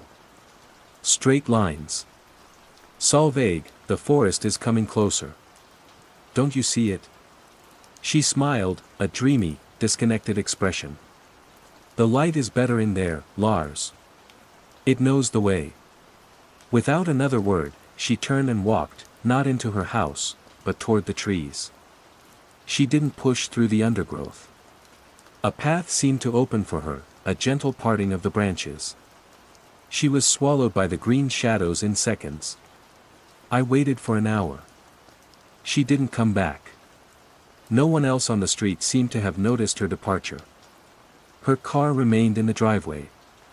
The lights in her house stayed off that night, and the next. My work became my only sanctuary. I threw myself into the Barham Community Center project, finding solace in the unyielding logic of load-bearing walls and HVAC systems. I spent hours at my drafting table, the sharp scent of graphite and paper a welcome antidote to the cloying smell of damp earth that now seemed to permanently hang in the air. One afternoon, I was refining the main atrium, a large, rectangular space meant for public gatherings. I had the lines perfect, the dimensions precise. I got up to refill my coffee. The kitchen, with its window facing the street, away from the forest, felt safer. I took my time, letting the gurgle of the coffee machine soothe me. When I returned to my office, I glanced at the blueprint. And froze. A line I had drawn perfectly straight with a T-square, the northern wall of the atrium, now had a subtle, yet unmistakable, curve to it. It bowed inward, like my fence, a graceful, organic arc that made no architectural sense. My heart hammered against my ribs. My hand must have slipped. I must be so tired, so stressed, that my own motor control was failing. I grabbed the eraser, a hard, white block, and scrubbed at the graphite. The line vanished. I took a deep breath, recalibrated my T-square, and drew it again. Perfectly straight. A clean, defiant assertion of order. I sat there for a long time, just watching the line, as if it might betray me again. It didn't. Relieved, I went back to work on another section of the plan. But I couldn't shake the feeling of being watched, not from the forest behind me, but from the very paper in front of me. Later, I was working on the corridor leading to the library. I drew the 2 parallel lines, the definition of a hallway. I looked away to cross-reference a building code, and when my eyes returned to the page, it had happened again. The corridor was no longer straight. It had forked, splitting into 2 curved paths that resembled the bifurcation of a branch, or a root delving into soil. This time, I knew it wasn't my hand. I hadn't touched it. I felt a cold dread creep up my spine, a horror far more profound than a moving forest. The contagion wasn't just outside, It had followed me in. It was infecting my work, my purpose, the very language of my world. The paper, the ink, the platonic ideal of the building itself was warping. I threw the blueprint on the floor, my breath coming in ragged gasps. I backed away from the drafting table as if it were radioactive. My isolation became absolute. I stopped leaving the house. I had groceries delivered, instructing the driver to leave them on the front step. My phone calls to the Barham Council became increasingly frantic. I tried to explain that the plans were being altered by an unknown force. I was politely informed that my services were no longer required, and that a formal letter would follow. They thought I was having a breakdown. Maybe I was. How could I tell the difference? I spent my days monitoring the forest's advance, 31.4 m, 28.9 m, 26.0 m, and watching my neighbors. Their transformations were quiet, insidious. Canute no longer worked on his grill. I saw him in his yard every day, performing strange, placid rituals. He would meticulously rearrange his patio stones, not in neat rows, but in a sprawling, spiral pattern. He spent an entire afternoon turning his garden hose on a single patch of moss, nurturing it. One evening, I heard his voice drift through my open front window. He was talking to Meta. "The angles are wrong in here," he was saying, his voice a low murmur. "They hurt the air. The corners are too sharp." Meta's reply was just as soft. "I know, my love.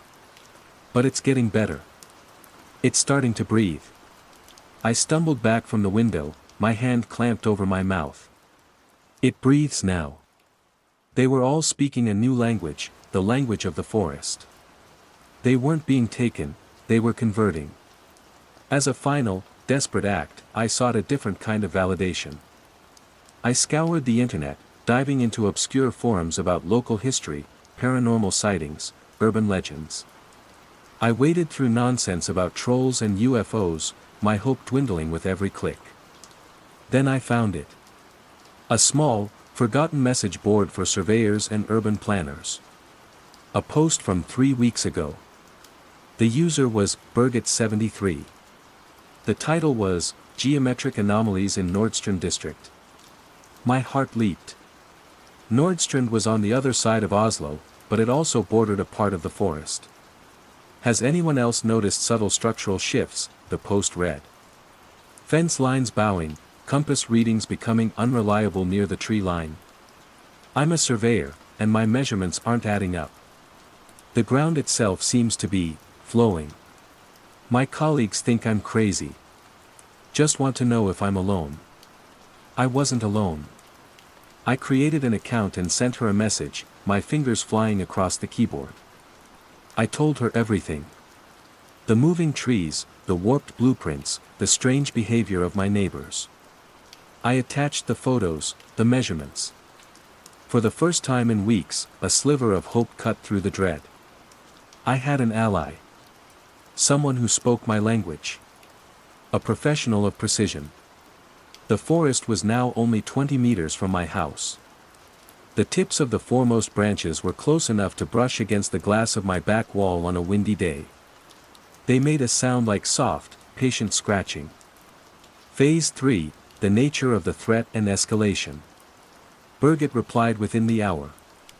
Her message was a lifeline. "Lars, thank God. I thought I was losing my mind. The things you're describing, it's the same here. Not as advanced, maybe. The forest isn't moving this fast, but the geometry is wrong." I laid out a grid for a new housing development, and the next day, the markers had all shifted a few centimeters, forming a shallow curve. Like the earth had taken a deeper breath. We exchanged a flurry of messages, a frantic collaboration between two sane people in a world that had quietly tilted off its axis. She was a surveyor. Her life, like mine, was based on the premise that a point is a point, and a line is a line. We were soldiers of the same faith, holding out against a new, incomprehensible creed. My research, buoyed by this new validation, took on a feverish intensity. I abandoned the paranormal forums and dug into digital archives of historical maps. I found what I was looking for in a university collection, a hand-drawn map of the Oslo area from the late 1700s, long before Skogkanten was a suburb, when it was just farmland and wilderness. Nordmarka was depicted as a vast, dark mass. But the area where my house now stood wasn't blank.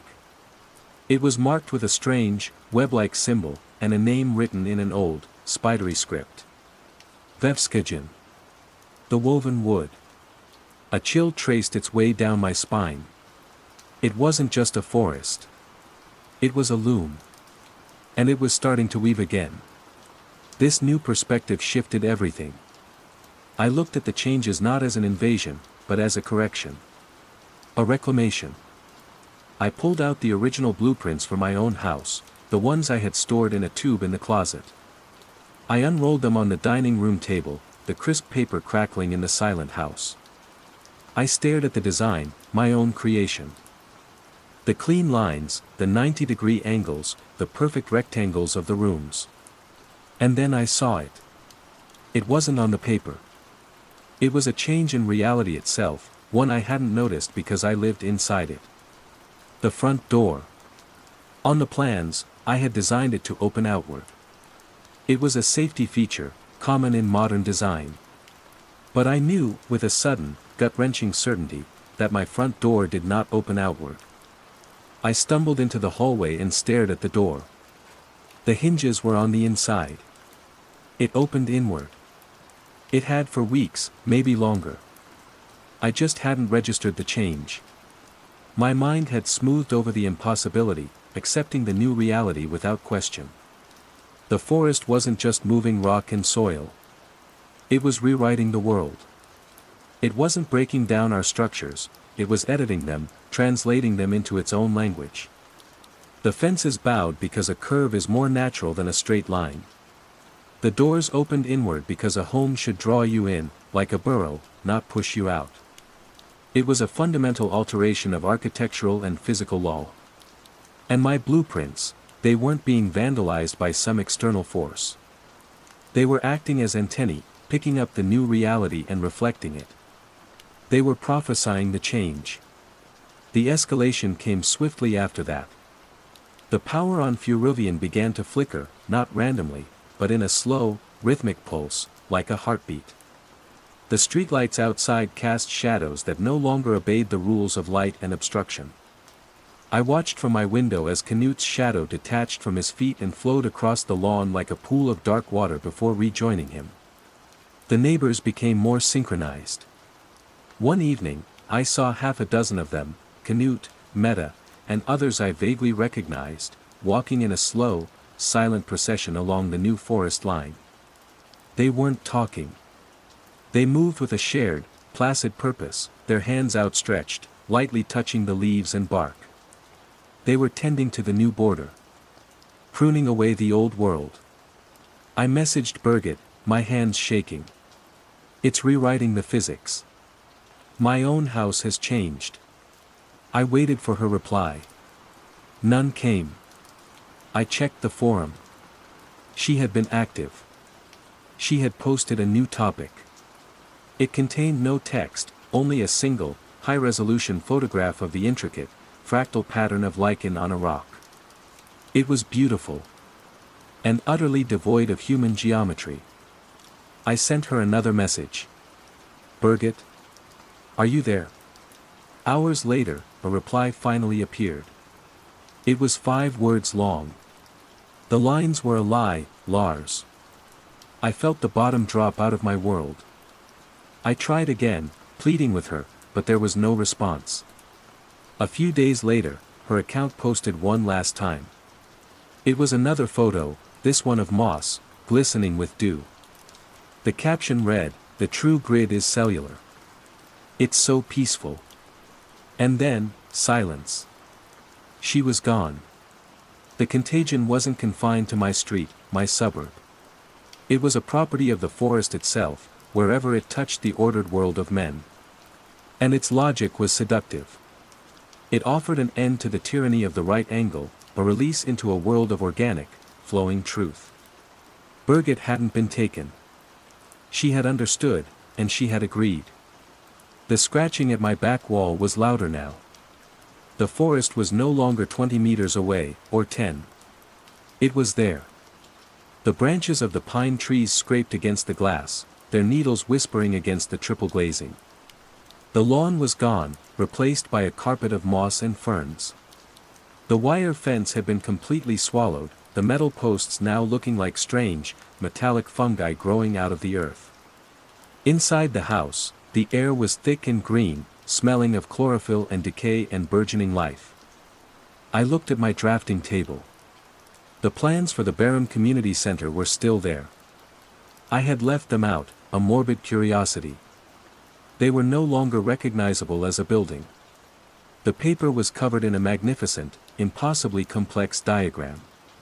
It showed interlocking spirals, fractal branches, and cellular structures. It was a blueprint for a living thing. In the bottom right corner, where the title block should be, a single word had formed from the flowing lines of graphite. Sanctuary. I stared at it, and for the first time, I didn't feel terror. I felt a strange, terrifying resonance. A sense of profound, aesthetic rightness. The design was complex, efficient, and breathtakingly beautiful. It was better than anything I had ever drawn. Phase 4, Confrontation and Aftermath. The house groaned. It was a new sound, not the familiar settling of timber, but a deeper, more organic noise, like the stretching of a great beast. A thin, pale root, no thicker than a pencil, had forced its way under the threshold of the back door. It lay on the polished concrete floor, a tendril of the wild world, stark and undeniable. Moss, a vibrant, impossible green, was growing in the corners of the room, fuzzing the sharp 90-degree angles into soft curves. My house was being digested. Or perhaps, reborn. My first instinct was to fight. To make one last stand for the world of lines and reason. I went to my office and gathered my weapons, a heavy steel T-square, a collection of sharp-angled set squares, my laser level. Tools of order. Instruments of the straight line. I would reinforce the boundaries. I would hold back the chaos. It was an insane, futile gesture, but it was the only one I had left. Clutching the T-square like a sword, I walked to the glass wall at the back of the house. The forest pressed against it, a solid wall of green and black.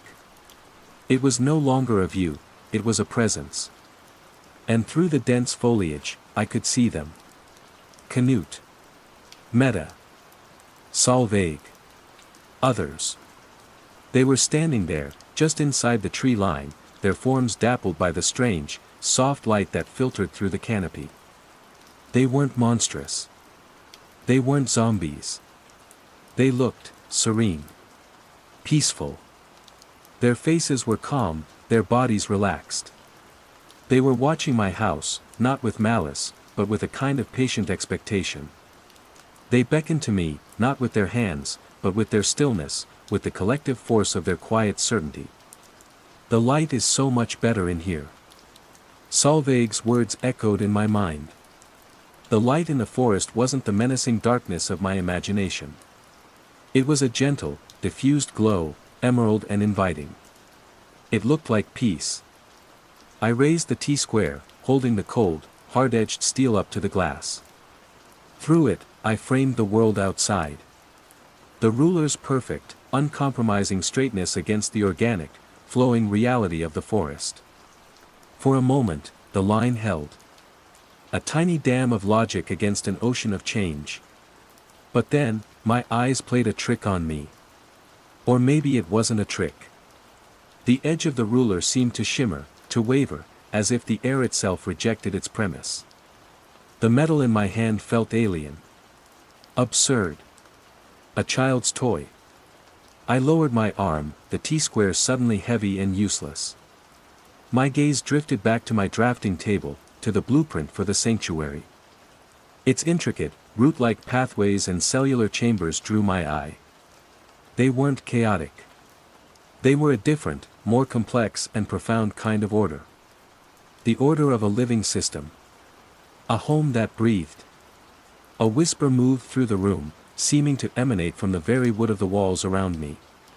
It was a soft, sibilant sound, the rustle of a billion leaves. It breathes now.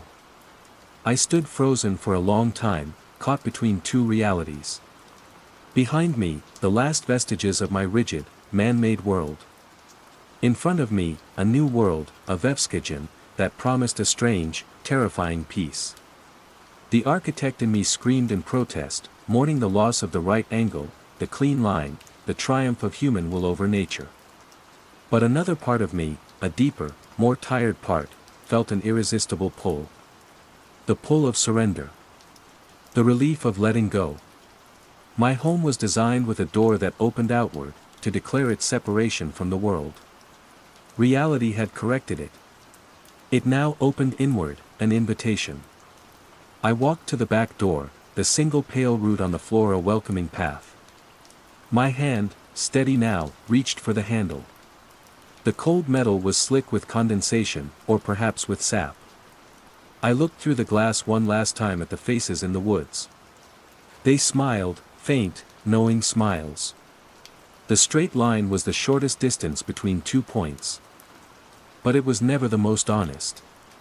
It was a denial of the world's true texture. I turned the handle. The lock clicked with a soft, final sound. And I opened the door inward. The smell of rich soil, of moss, of chlorophyll, of a billion silent, growing things, washed over me, not as an assault, but as a homecoming. The soft green light spilled onto the floor. I took a step across the threshold, my bare foot sinking into the cool, damp moss. Home.